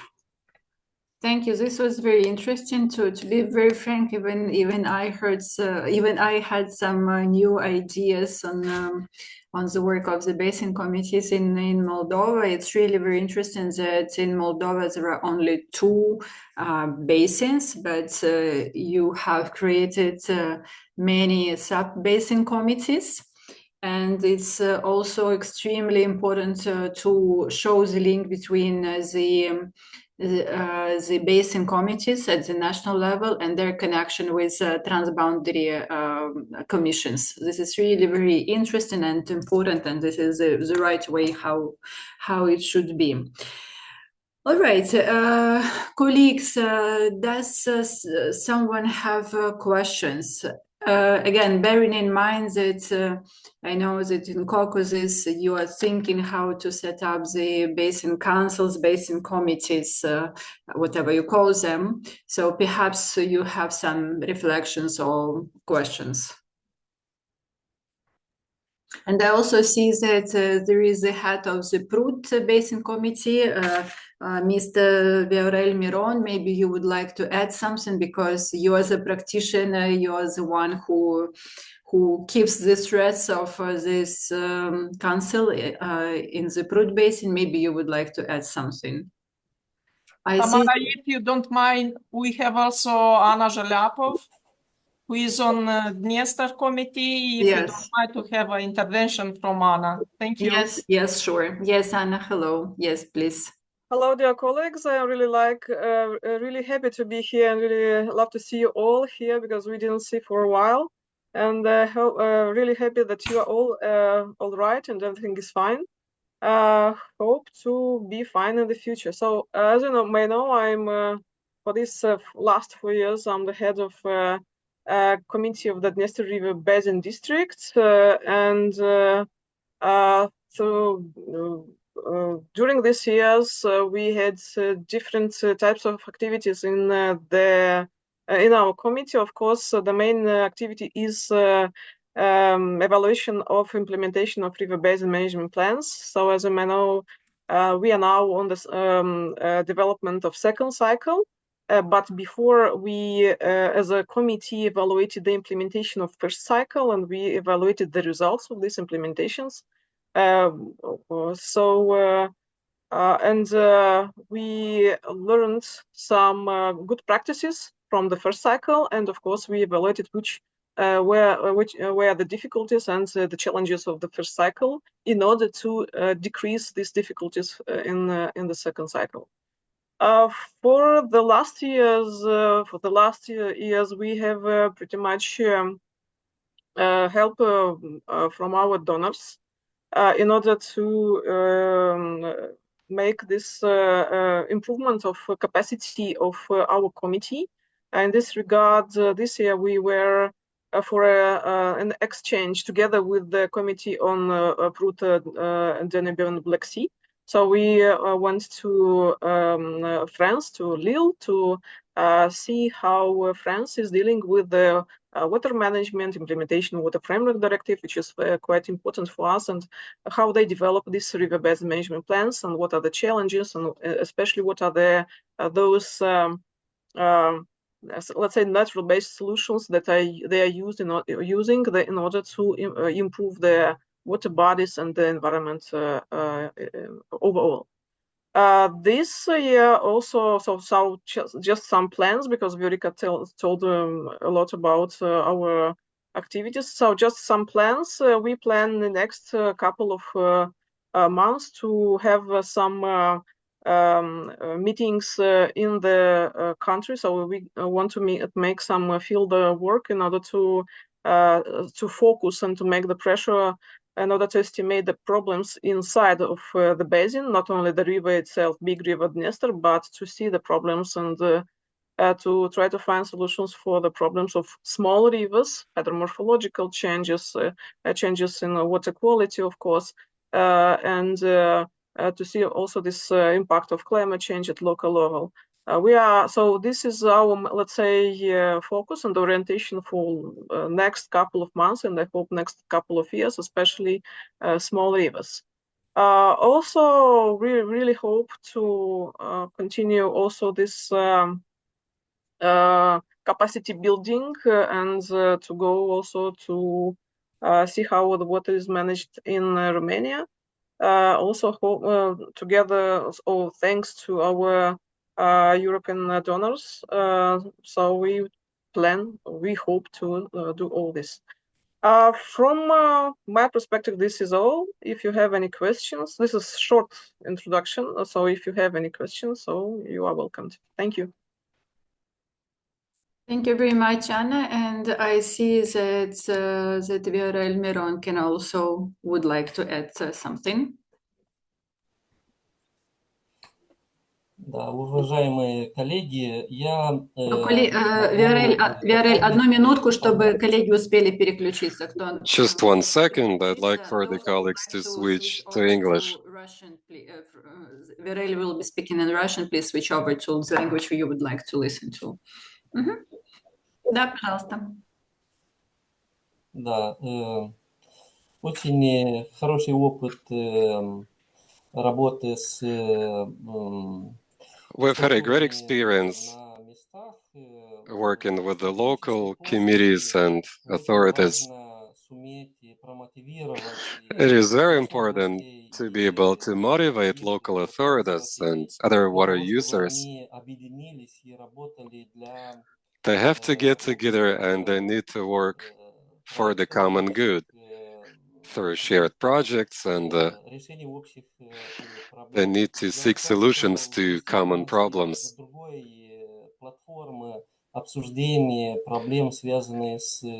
There is a need for a platform where those discussions can happen, and that's where they can find ways of better managing water sector. And there is no better platform than this one to do it. So this is something that allows you to consider potential joint projects that can be promoted. We know that a lot of local authorities try and find solutions to their problems, local problems like deforestation, and it also affects the water sector. They try and find solutions to sewage issues or water supply issues, whatever. But together they can do better than that. They can go for something bigger than that. That is why we think there is a need to promote such platforms where they can do it together. We keep in touch with the basin subcommittees of small rivers. And that's where we can see that joint projects are possible in that sector, and they can be promoted, they can be discussed together. In some sub-basins, we have been able to do a good job in this regard. I can also tell you that sometimes this process is quite complicated. Not all small rivers have respective committees. This is still work in progress for the most part. Recently, we have had local elections, and after this, 50% of all committee members have changed. So there is a new composition of the committees, and now we're doing some organizational work for the most part. Hopefully, in future, there will be good joint projects And we will find a way out of this situation in which we depend on external resources a lot. We've got a lot of resources inside the country, but since the whole thing is so disorganized, these resources remain untapped. We need to find a way to make a much better use of those. So I think it's been a great experience to share. Thank you. You are with us and that you are sharing honestly. Natalia, again, your voice is very low. Gerald, спасибо. Sorry, Tamara. Very much that you are here with us and that you have honestly shared your experience. I believe that we don't need to hide here the issues, and I believe that other countries will learn from you. Later, we shall hear also the experience from Ukraine about the basin committees, councils. So you can also perhaps learn a bit more from each other. I do not see more questions, so let's move to another quite interesting work done in Moldova. It's about the inventory of dams in one of the small rivers. This work was done with support of this program, and we just recently received the results, which we shall share in the form of report a bit later. But this topic is very interesting from the perspective of management of the dams and the overall hydromorphological monitoring and management of the rivers from the perspective of their continuity. We were speaking a lot, we're hearing a lot about certain dams being destructed in different parts of the world to allow the river flow free. But to do this, we have to understand these barriers. So partially this should be done, this should be done via the hydromorphological monitoring, but we understand that this is a pilot case study to show a very precise, detailed study of one small river. So let's see what are the results. Vlad Cheban is here with us. Vlad is the senior specialist of the capital investment and project implementation service in Apele, Moldova. Apele, Moldova is the state water agency of the Republic of Moldova. Vlad, please, the floor is yours. Добрый день, я буду на русском, если можно. Hello, I'll be speaking Russian. Into the language you would like to listen to. Да, Влад, пожалуйста. Данный пилотный проект по инвентаризации плотин. With the project on inventory of dams, we chose Shnevets River Basin. Ishnevets is the tributary of Bek River, which in turn is the tributary of Dniester. Ishnevets runs through the central part of Moldova. It is the right tributary of Bek River, measuring 59 kilometers in length. It goes through the center of the country, and it affects the landscape and the economic activities in this part of the country. The total area of the river basin is 371 square kilometers.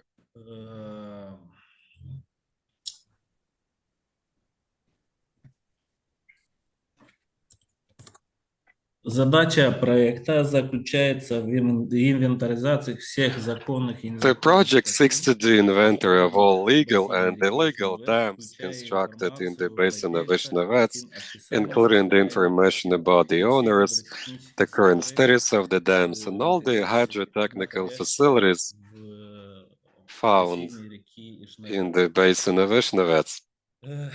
Разработка предложений, если это необходимо. If need be, proposals have to be drafted based on the methodology to identify bodies of water to be liquidated.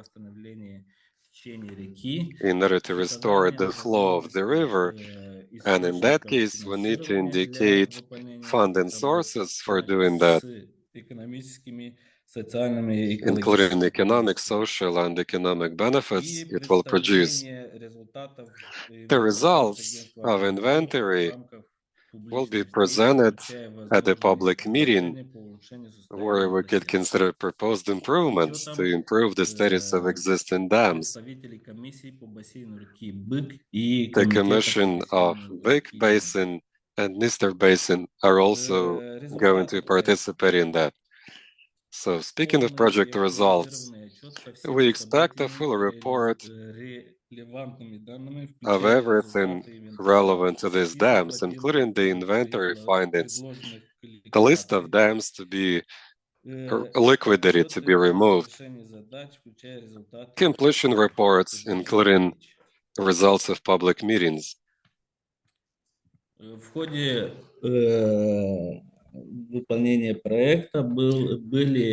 the course of the project,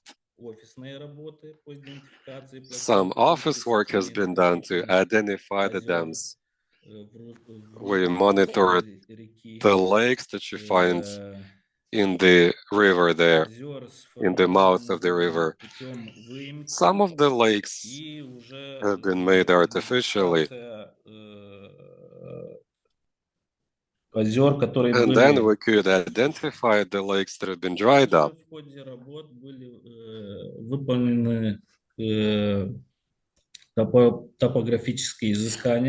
We have been able to do the surveying and took measurements, and we did the visual inspection of all dams.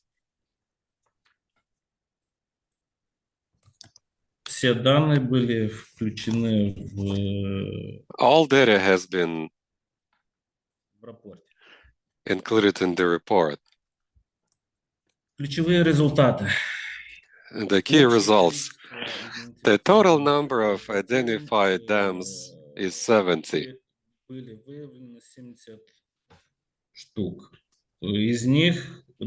Out of that number, 21 are destroyed, 49 are existing.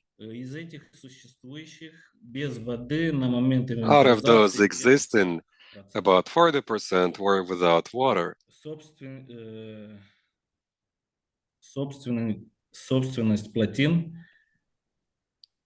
As for the owners of the dams,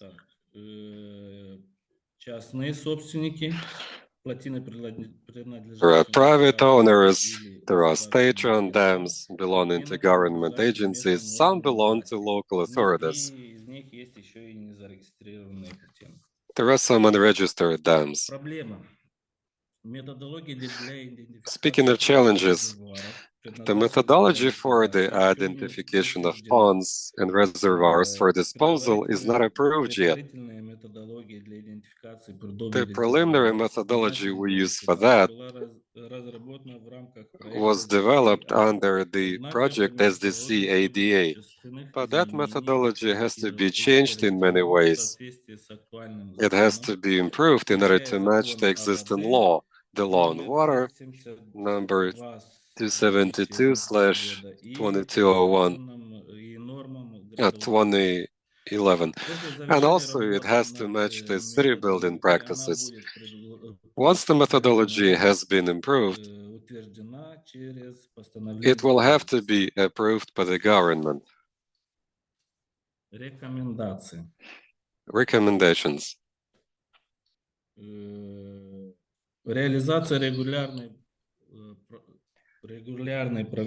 Regular maintenance should be done in those dams, which includes periodic inspections, removal of vegetation.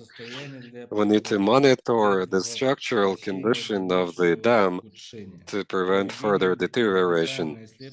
We need to conduct a detailed study to assess the impact of dams on local ecosystems, including flora and fauna. We have to clarify the legal status of unregistered dams and include them in the official records to make it easier to maintain and manage them. We need to enhance cooperation among dam owners private, state, and local public authorities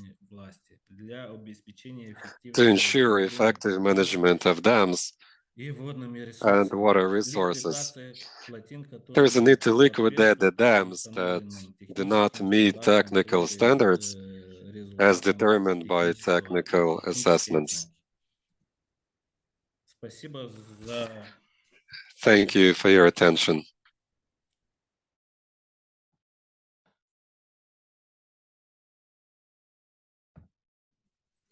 Спасибо большое, Влад. Мне кажется, что это действительно очень интересно. Thank you very much, Vlad. I think it's a really interesting endeavor. В свете всеобщего, скажем, такого глобального движения. If you think of the global kind of movement towards reviewing the effects on dams and their role in managing the flow and climate change. Unfortunately, we know that in this region, there are lots of dams. Many of them are orphaned. Some of them are illegally constructed. So that's quite an interesting work anyways.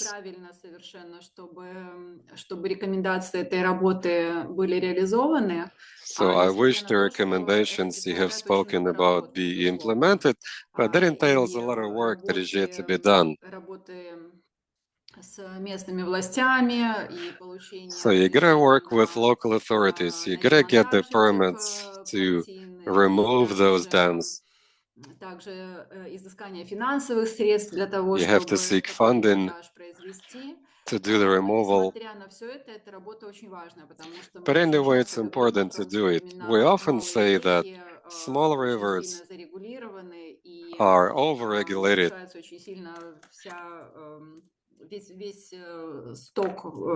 And that distorts the entire flow, the functioning of the basin. Under the climatic change, it is so important. On the one hand, we see that water reservoirs matter in terms of climate change. But if it's something orphaned and unregulated, if it's that kind of dam and the reservoir cannot be operated adequately, then typically it leads to trouble. That endeavor has been supported by EU for Environment, and the results of that will soon be published. You might check it out if you need. Are there any questions for now? Okay, so if there are no questions, I understand that we also might be getting a bit tired, but I hope that you can still use a bit of your freedom because that you are online and still take your cup of coffee. And we are moving to the presentations from the last country. Last in the list, but not the least in importance and significance. Colleagues from Ukraine would like to share with you the examples of the National Basin Councils and the government-funded monitoring also. Colleagues, I do not know who Azent is presenting. Is it only Maria or Igor? Ігор також з вами. Добрий день. Igor is with you. Good afternoon. Bravo, good afternoon. Okay, so Igor Hopchak is the deputy head of the State Water Resources Agency of Ukraine. This is high level with us. Happy that you are with us. And so could you please share your examples, cases, lessons learned from the National Basin Council? So last year, there were 5 years since the operation of the Basin Councils. I know that you have analyzed lessons learned. You have some ideas how to improve the work of the National Basin Councils. The floor is yours. Дякую, Тамара. Thank you very much, Tamara, but I would like to share the screen. Yes, you can do that. Please tell me if you see the screen. Сказати, що басейнові Thank you very much. I would like to say that the Basin Council has been created following Article 13 of Water Code of Ukraine. Basin Council is a council in an advisory body within the territory of the river basin, and they are created adjacent to the State Water Resource Agency of Ukraine. And their objective is to provide the rational use of protection of water sources and the recovery of the water resources, integrated management of water resources. Basin Council is created to produce proposals and to provide the coordination of the interests of different stakeholders in the field of use and protection of water resources. And the decisions of the basin councils are taken into consideration while developing the managerial plans to manage a certain pool, to manage a certain basin, and to correctly use and protect the waters. And the representatives of different groups are there: central, local authorities, the local self-government authorities. Other stakeholders participate in the work of the basin administration, and scientists, teachers, NGOs participate. So it's been approved of by the Ministry of Ecology and Natural Resources way back in 2017. And the Basin Council is a platform to develop the efficient work, and we can see it on the slide. So the creation of this consultative body is one of the important steps in the forming of the management of the water resources to meet the requirements of the Water Directive of the EU, which enables us to get around the same table the representatives of all the stakeholders, the water users, managers, general public, scientists, and altogether they resolve the dependent issues, how to improve the quality of the water resources. And so at the same time, we have the principle of integrated management of the water sources and different components there, the protection of natural, social, economic, and so on and so forth. And they enable us to balance different needs of the water resources. So the Basin Council activity is one of the key mechanisms that enables and enforces lets us attain our main objective is the well-being of the superficial water. And it's implemented by means of contributing to the integrated management of the water resources, the coordination of the interests of the stakeholders to manage the water resources, the cooperation to secure the attainment of the good ecological and chemical state of the superficial waters, the participation in the preparation and approval of the implementation of the manager plan for the river basin. The main type of the work of the Basin Council is the sessions, and this Basin Council follows the plans and vectors of the work that's been approved. The sessions of the Basin Council is conducted whenever there's a need to conduct one, but it should not be not less frequently than twice a year. The sessions are open, so this is an open platform. Igor, I beg your pardon. Somebody's writing in the chat that the slides are not moving because we are pretty much aware that this is still slide number 1. No, the slides are concise, but I'm telling you all the details. So decisions of the Basin Council are in the protocol of the session of the letter, and they're signed by the chief of the co-chair, then forwarded to the members of the council and published on the website. And we have a special page on our web page, and on the website of the Basin Department, Dnipro, for example, or Black Sea Council, or Danube Department, depending on each and every administration. It's got its own website, and they publish the minutes of the sessions, and it's chaired by the head of the council. There are several deputies, and the working body is the secretariat, and if needed, the council can have a permanent or temporary ad hoc working groups or commissions to engage the representatives of different respective institutions, societies, or to resolve certain issues. Are we on slide 2?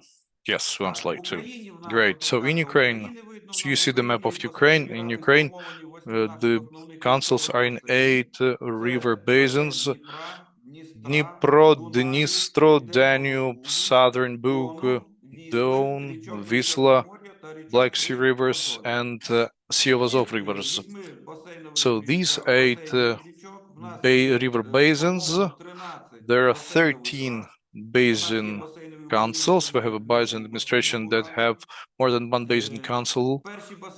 And the very first basin administrations were created, I beg your pardon, basin councils were created in 2018, way back in 2018, and they lasted for 5 years. In 2023, the staff, there were new people admitted to the council to replace the old ones, and 598 members are currently there in the councils of different types of different councils that are active in Ukraine over the period of the existence of the river councils ever since 2018. There have been conducted more than 130 sessions of the basin councils in total. And let's go over to the final third slide. And one of the main issues of the tasks, we have lots of tasks, but one of the main tasks that the Basin Council discuss is during the very last sessions. This is a definition, is the preparation of the plan of management of river basins. And currently in Ukraine, the very initial plans of the kind have been developed and they've been approved by the Basin Councils. And another important thing is that in 2023, the mandate of the Basin Council was expanded, and ever since 2024, the Basin Councils coordinate the plans of activities to protect against the harmful activity of the water approved of by the State Agency of Water Resources of Ukraine, thus providing the priority of the events included into the risk management plan. I'm talking about flooding, approved way back in 2022, and they are synchronized with the management of the river basins for 6 years and 6 and 4 years, and then they will be simultaneous.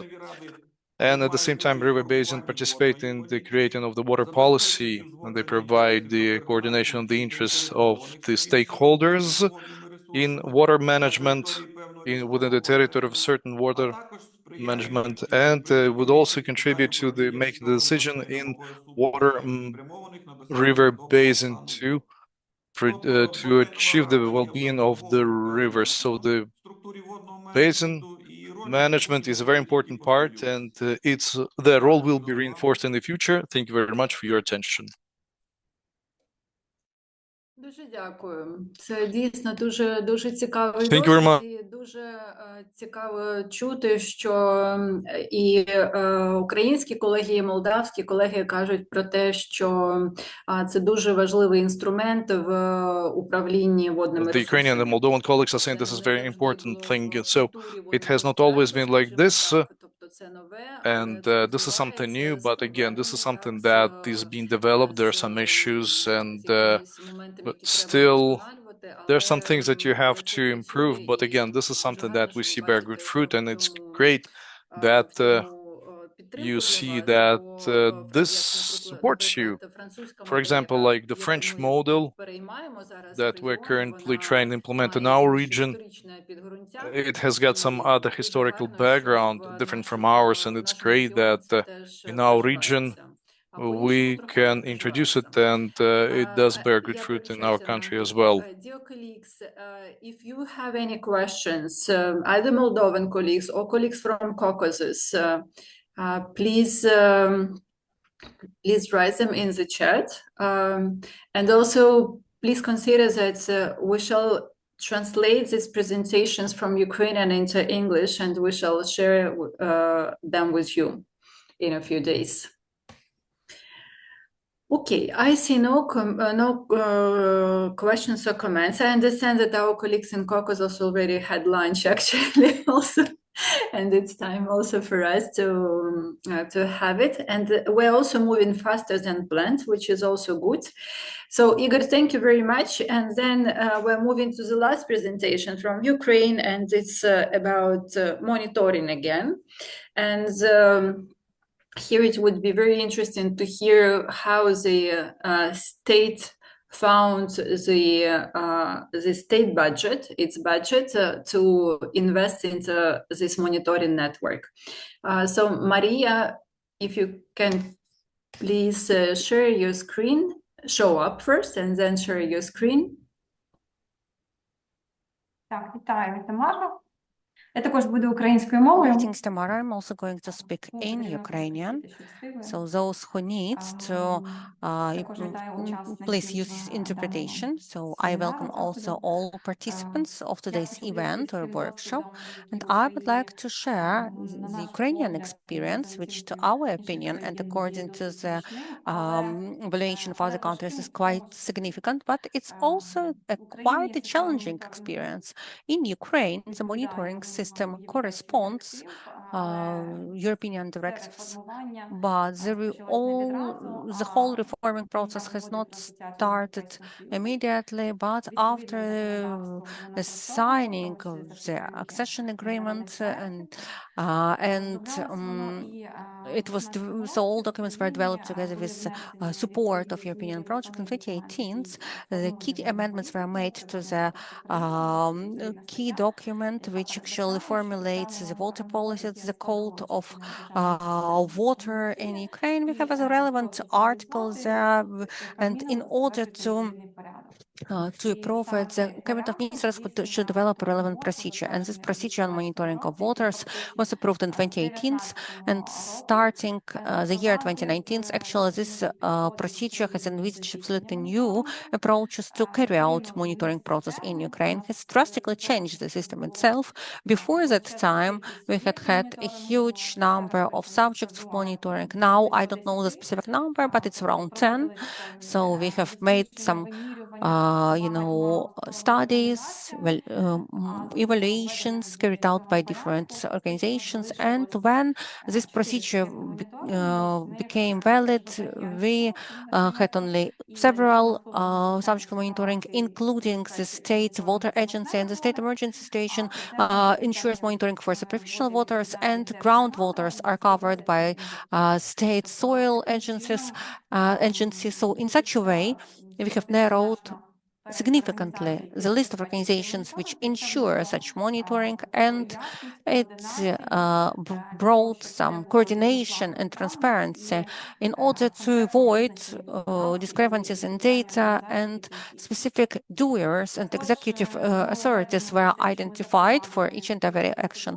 Also, we have envisaged relevant procedures, including realistic monitoring, which is done each one first, it's the fourth year, operational monitoring, which is done in between diagnostical monitorings, including superficial and groundwaters, which are on the risk group of the achieving of the ecological purposes. If you understand that the ecological goals or purposes can't be achieved, and there are some kind of situations which require clarification of possible outcomes and scale up of emergency stations, then we start research monitoring. And unfortunately, because of the war, research monitoring is very often needed to be carried out, because very often we have emergency stations with contamination of different waters, for example, in the active hostilities areas, and also in some other territories which are conditionally not under the impact of the active hostilities, but because of the missile shellings, energy infrastructure is being damaged, and it leads to contamination with oil products of the water bodies. Also, speaking about changes that we had, we clearly defined the objects of monitoring, that's the monitoring of superficial, ground, and marine water. So we do not monitor any water objects, but only what is subject to these categories and what is included in this monitoring program correspondingly. This program shall be approved yearly in Ukraine, and all subjects of monitoring submit their proposals, their ideas, and the Ministry of Environment approves such program for a year. On this slide, you can see a list of normative acts which cover this sector. They are all mandatory mandatory for implementation by subjects of monitoring, and they are current. Of course, we make relevant amendments to them.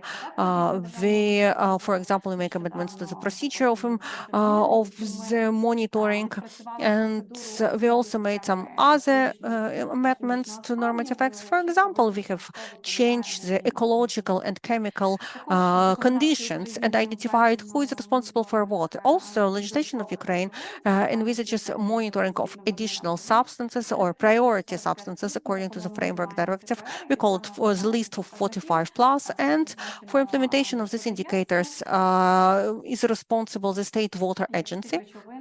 As for the substances which constitute chemical components of different water objects. It's not on the slide, but also I would like to add that the new procedure also envisions monitoring of biological, physical, chemical, and chemical indicators, including the priority and non-priority ones. All those competences and roles are divided between different subjects of monitoring. Speaking about hydromorphological and biological chemical components, that's about monitoring of the state emergency situation, and evaluation is done by the State Hydrometeorological Center of Ukraine and the observatory or Central Observatory Center. If I speak too quickly, that's for interpreters' comments. Yeah, it's okay. I can see that it's okay. And implementation of the physical-chemical components is distributed between State Water Agency and State Emergency Stations, because in some points we do monitoring where we have sample points and border monitoring points. In other points, this is done and evaluated by the State Emergency Service. Monitoring of specialized synthetical and non-synthetical substances is done by another subject of monitoring. Also, according to Ukrainian legislation, we need to evaluate the condition of the status of affairs. It's done according to the methodology, and based on the results and the findings of the monitoring, the status or condition of water should be evaluated by ecological status, ecological potential, economic potential for significant changes of the artificial masses of superficial waters, and according to the chemical condition. Groundwater should be evaluated by quantitative and chemical composition. Also, one of the important documents among those which were approved this year, the government has approved the quality indicators, including introduction into our legislation of normative indicators for based on screening results, which are called as specific indicators. This normative act also envisaged specific classification for evaluation of the quality of waters, namely classification for specific types of masses of waters. We have more than 100 of them, and based on those classifications, we have already carried out our pilot evaluation of such waters. The next slide. And here I would like to share with you our practical approach for implementation of those normative acts which actually have been introduced in our legislation, and we have faced significant changes. We needed to reboot the work of our laboratories and to work in a new manner with findings of the evaluation. So I will tell you more specifically about our state water agency, what we have done according to our commitments under the procedure envisaged by the government of Ukraine. We had 25 laboratories. Now we have more than 20. We have identified basic labs which have some potential for its development, and also we have identified regional locations for those labs. We have identified specifically 4 regional labs, and these labs carry out monitoring of the priority and specific substances. We have those labs in Ivano-Frankivsk, Slovyansk, Vyshhorod, Odessa, and 2 of them have already been accredited according to the ISO standard 17025. This is a lab in Ivano-Frankivsk on monitoring of the western region, and another one in Vyshhorod for the north region. And in order to establish those labs, we needed to carry out significant amount of work, both in terms of technical modernization, because, for example, to carry out evaluations in spectrometry, in chromography, it required significant rebooting of our equipment and also retraining for the staff to improve their skills. And in order to achieve those goals, we have engaged budget funds, and we have also a specific part of the budget which receives its income from in the form of 10% from specific economic activities. And based on this fund, we have created lab for the Western region in Ivano-Frankivsk. So afterwards, of course, we have additionally equipped those labs. It was done during the previous 2 years, but the basic equipment and complete remodeling of premises in terms of installment of the fans, ventilation, equipment, everything was done with support of the budget fund of the fund of the water economic activities. For Slavyansk Lab, we have engaged local budget funds, and based on our legislation, we have funds for received from the ecological tax. And thanks to this source of funds, we have allocated a significant part of money on purchase of equipment for this lab. Speaking about the lab in Vyshgorod, the support was provided by UVI Plus project, the water initiative for the Eastern Partnership countries project. And in continuation of this project, there was a new project which helped with the issues of accreditation for our lab in Vyshgorod.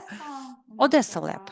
Here, that's our last laboratory, which was the latest to be established, but for its refurbishment, we also engaged funds of the Agency of the Development of Water Economic Activities. Of course, development of such labs is extremely important right now, because sometimes we need to carry out monitoring not only of the basic contamination, but also we need to develop technical skills and work of the labs for monitoring in future. And now we need to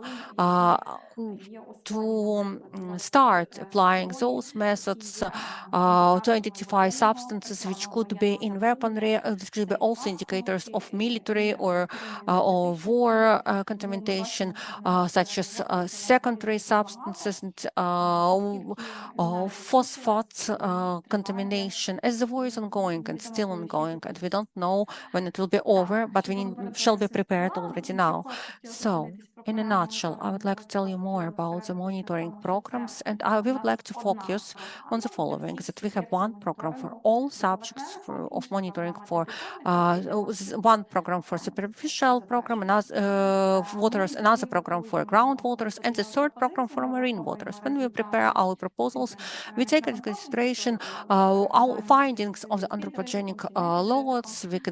We see and identify whether the subject risk group or not, whether it's in the reservation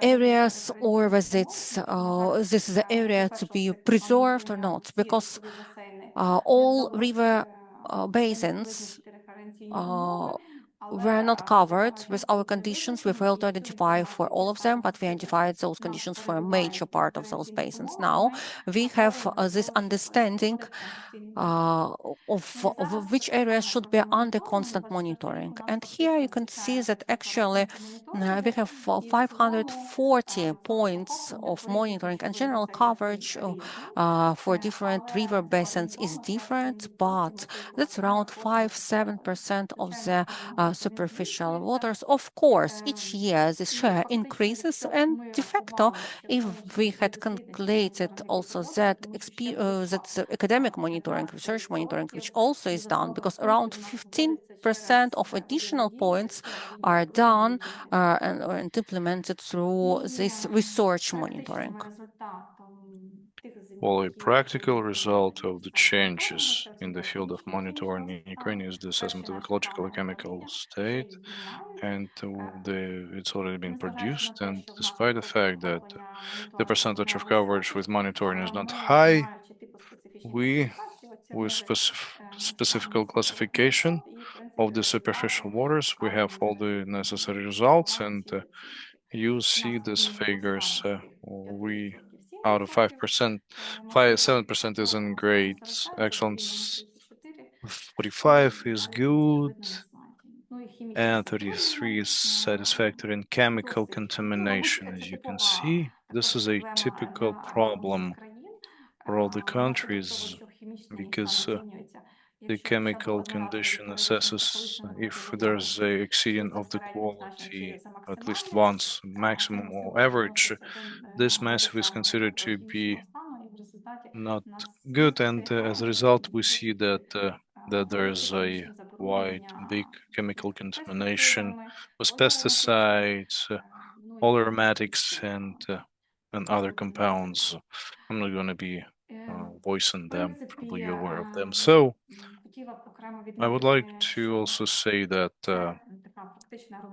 this practical work that is not within the realm of lawmaking, but a lot of people work in labs to make it all happen. They work on daily basis, and the Desna basin is being monitored constantly. And I found some pictures.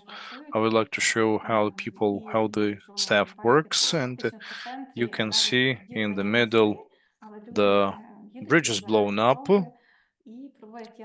but people go there, take the samples, conduct tests to later on be able to analyze and make the measures in water resources and to recover Ukraine as a whole, as a nation later on. Thank you very much. Thank Should you you have very more much. questions, feel free to Indeed, ask it was, me. Really very impressive.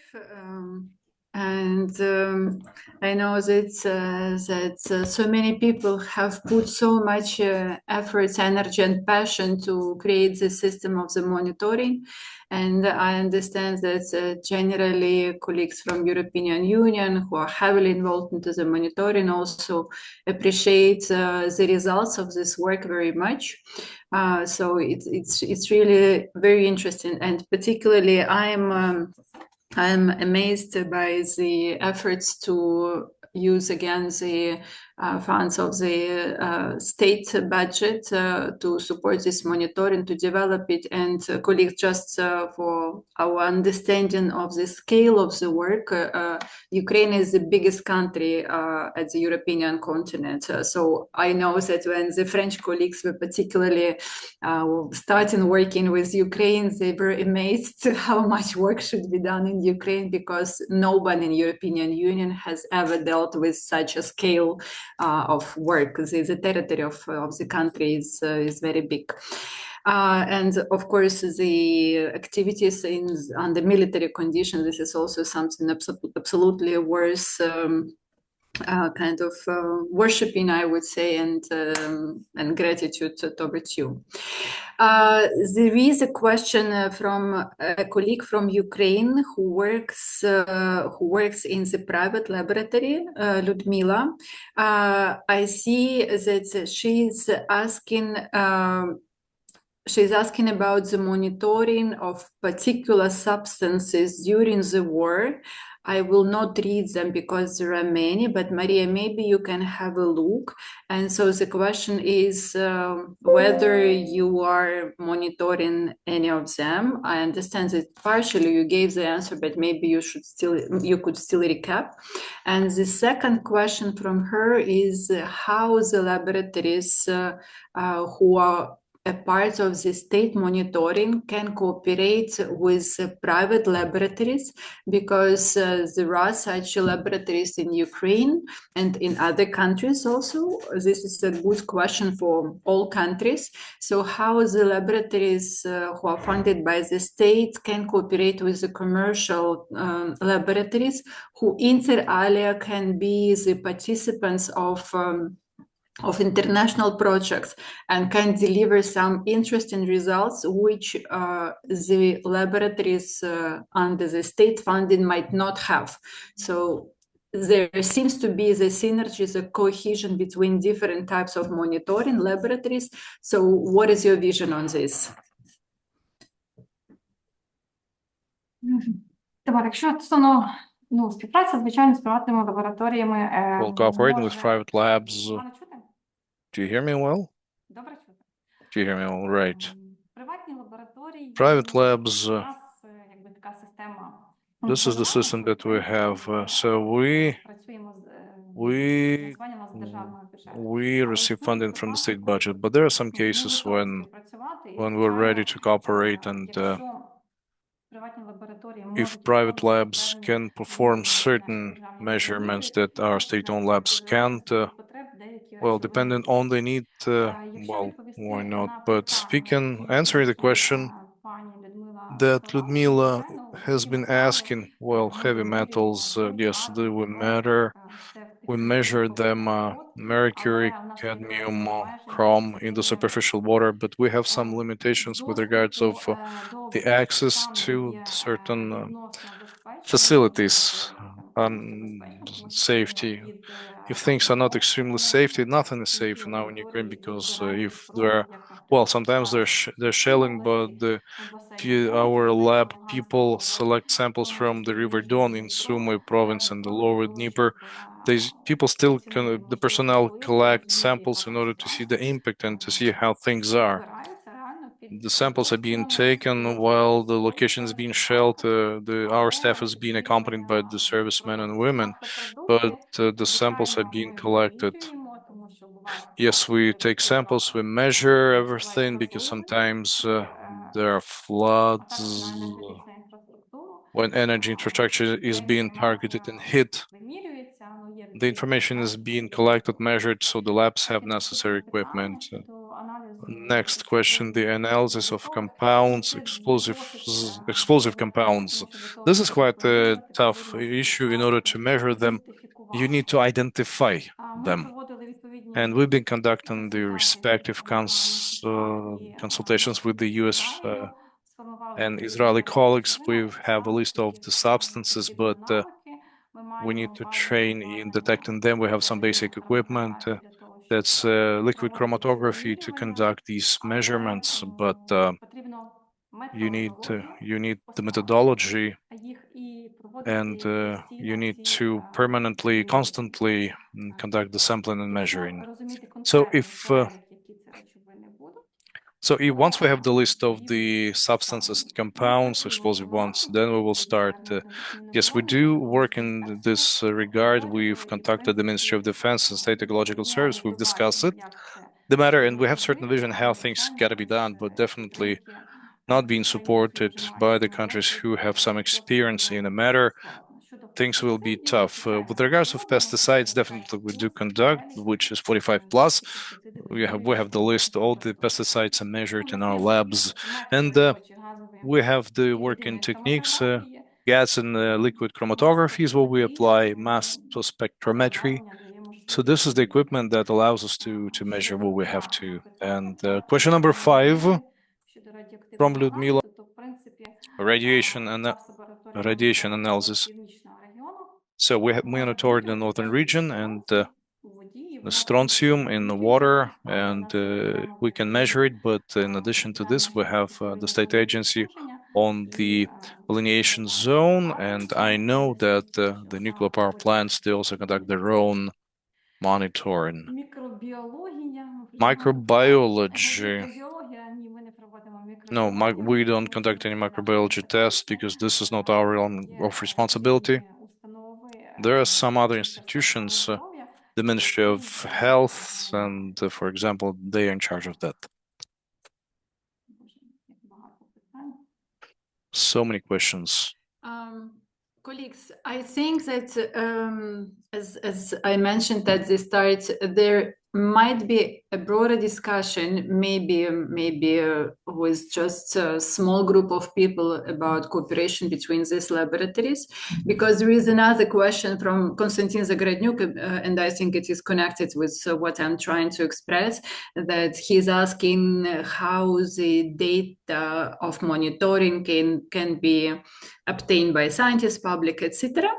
And so perhaps there is still the cohesion between the monitoring results and the decisions made on the results of the monitoring. So perhaps there is still the link between you and the private laboratories. And I remember we had this discussion with the reform support team. So perhaps we can discuss it a bit also further. So, but then, yes. Well, all the monitoring data is free access, and you can find it on our info sources and at those of the Ministry of the Environment. So, speaking about the pesticides, polyramide, all the compounds that we are conducting tests in, you can check them out on our website. The information is free access, at least for Ukraine. I'm not sure about if it's accessible for foreigner users from abroad. Probably when there's a war going on, there may be some limitations as to foreigners visiting our websites, but as far as I know, all the sources are open. Web sources are open with all the information. Link to the water portal on your presentation, so perhaps it would be good that you add it when you before we share the presentations. So then there would be less questions, maybe. No. You can add it later. And then there is a question from Viorel Miron from the Broad Basin Committee. So what is the cooperation between the basin committees of sub-basins in Ukraine and the similar sub-basin committees in European Union? In Ukraine, there are no sub-basins committees. I think this is the answer, no? Igor or Maria, who will respond? Ігор може відповісти, ні? А Ігор не чує. Igor, do you hear us? Well, our basin councils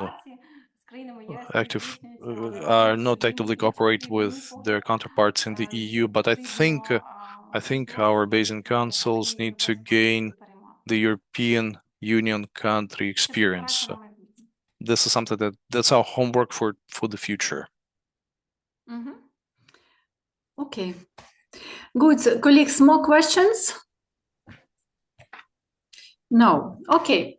Colleagues from Ukraine, thank you very much. And I wish, and I think we all wish you clear sky and endurance and health. Thank you so much. So colleagues, our meeting is getting to the end. So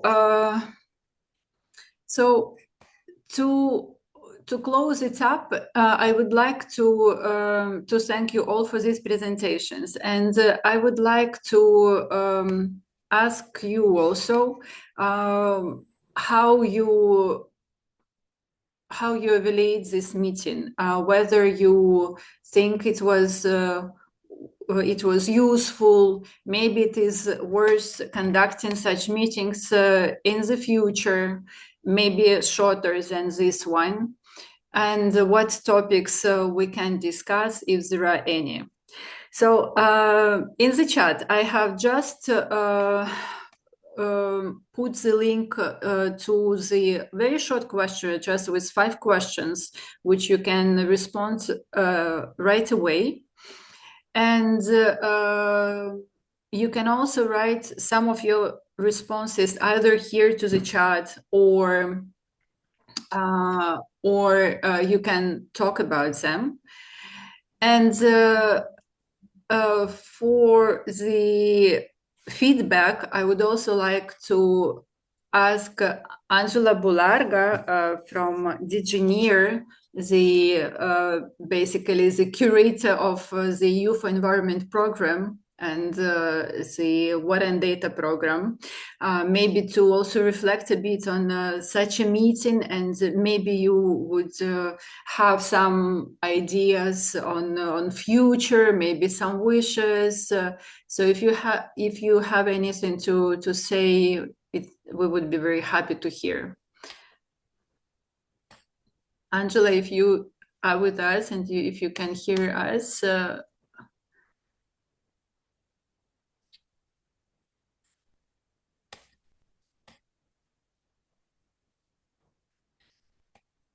Okay, I cannot see if Angela is with us. Just a second, colleagues. Okay, Angela, I think, is gone. Okay. Okay. So then, colleagues, I would kindly ask you to take literally a couple of minutes to follow the link which is in the chat and to respond to just a few questions. And those who would perhaps like to say a few words about such a meeting, now you can also say this. You can make this. You can raise your hand and then say a few words. Colleagues from UNECE, Alexander and Ikra, if you can hear, if you can see the raised hands. Okay, so I see Lupita. Lupita Johansson from OECD. Yes, Lupita. Hello, everybody. Hello, colleagues. Thank you very, very much, Tamara, for organizing this meeting, which was extremely insightful. I found it very, very useful, especially as you mentioned at the beginning of the meeting, as a first view of great examples that we can feature at the meeting in Slovenia coming up in October. So I think we definitely have some very good basis to run with at the meeting in Slovenia. Looking forward to hacking ideas as to how to make a very interactive meeting in Slovenia based on the examples that were given today. I think we have a lot of material, and in fact, we'll probably have our challenge cut out in front of us to try to make sure to condense it down to 3 hours in Slovenia. So looking forward to that challenge, to working with you on that. So again, thank you very much for all the presentations today. Excellent work, everybody, and once again, happy Monitoring Day. Thank you, Lupita. Well, yes, I may just add a bit. At the start of the meeting, I mentioned the meeting of the parties of the Water Convention, which takes place on 23rd, 25th October in Ljubljana in Slovenia. And one day before the start of the meeting, which is 22nd of October, there will be the meeting of this program of all partners and the beneficiaries as the countries. So this is the meeting to which Lupita was referring to. So this meeting will be hybrid. So those who would like to join it, we shall advertise it, and you can do it.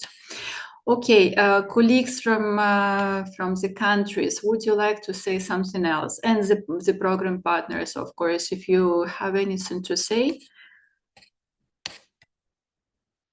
Some feedback, if it was useful, if you liked it, if you wanted more something.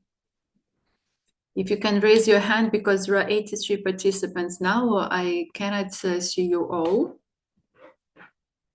And I cannot see the raised hands. Okay. If there are no more questions and comments, I hope very much that you have responded to that very short questionnaire. So with this, off we go, half an hour earlier than we planned. So I thank you very much. I hope it was insightful. I hope that these presentations will inspire you for further work, for thinking, for discussion with your colleagues inside and with the partners in European Union. So I wish you a good afternoon and hope to see you very soon, either online or in person in Ljubljana. Thank you. Goodbye. Thank you so much. Thank you, colleagues. Thank you, everybody. Thank you. Bye-bye. До побачення. Bye-bye. Bye. Thank you. Bye. Thank you. До побачення. Дякую, колеги. Було дуже цікаво. Thank you so much, dear colleagues. It was Роман, я extremely знаю, ще interesting. окремо зв'яжуся Roman, з I will have a separate talk with you on waste waters, because now I discuss this question with the Ministry of Agricultural Policy. Yeah, let's do it. It's extremely important. Do you have my contact details? Yes, yeah. Yeah, we have worked already with you. We have met already with you on the directive on the drinking water. Thank you. Okay, I'm looking forward to having it. Thank you. Bye. Hello. Hello, is it Slovyansk? Yes, hi. It's Slovyansk. Thank you so much for this wonderful reports and presentations. So I'm looking forward to having you tomorrow on our day event. I didn't promise it to you. Yeah, we can discuss it, but okay, dear Tamara. Yeah, of course. If you can, then yeah, we will speak to you. Okay, thank you. Bye. Thank you. Bye. Thank you, Maya. Goodbye. Bye-bye.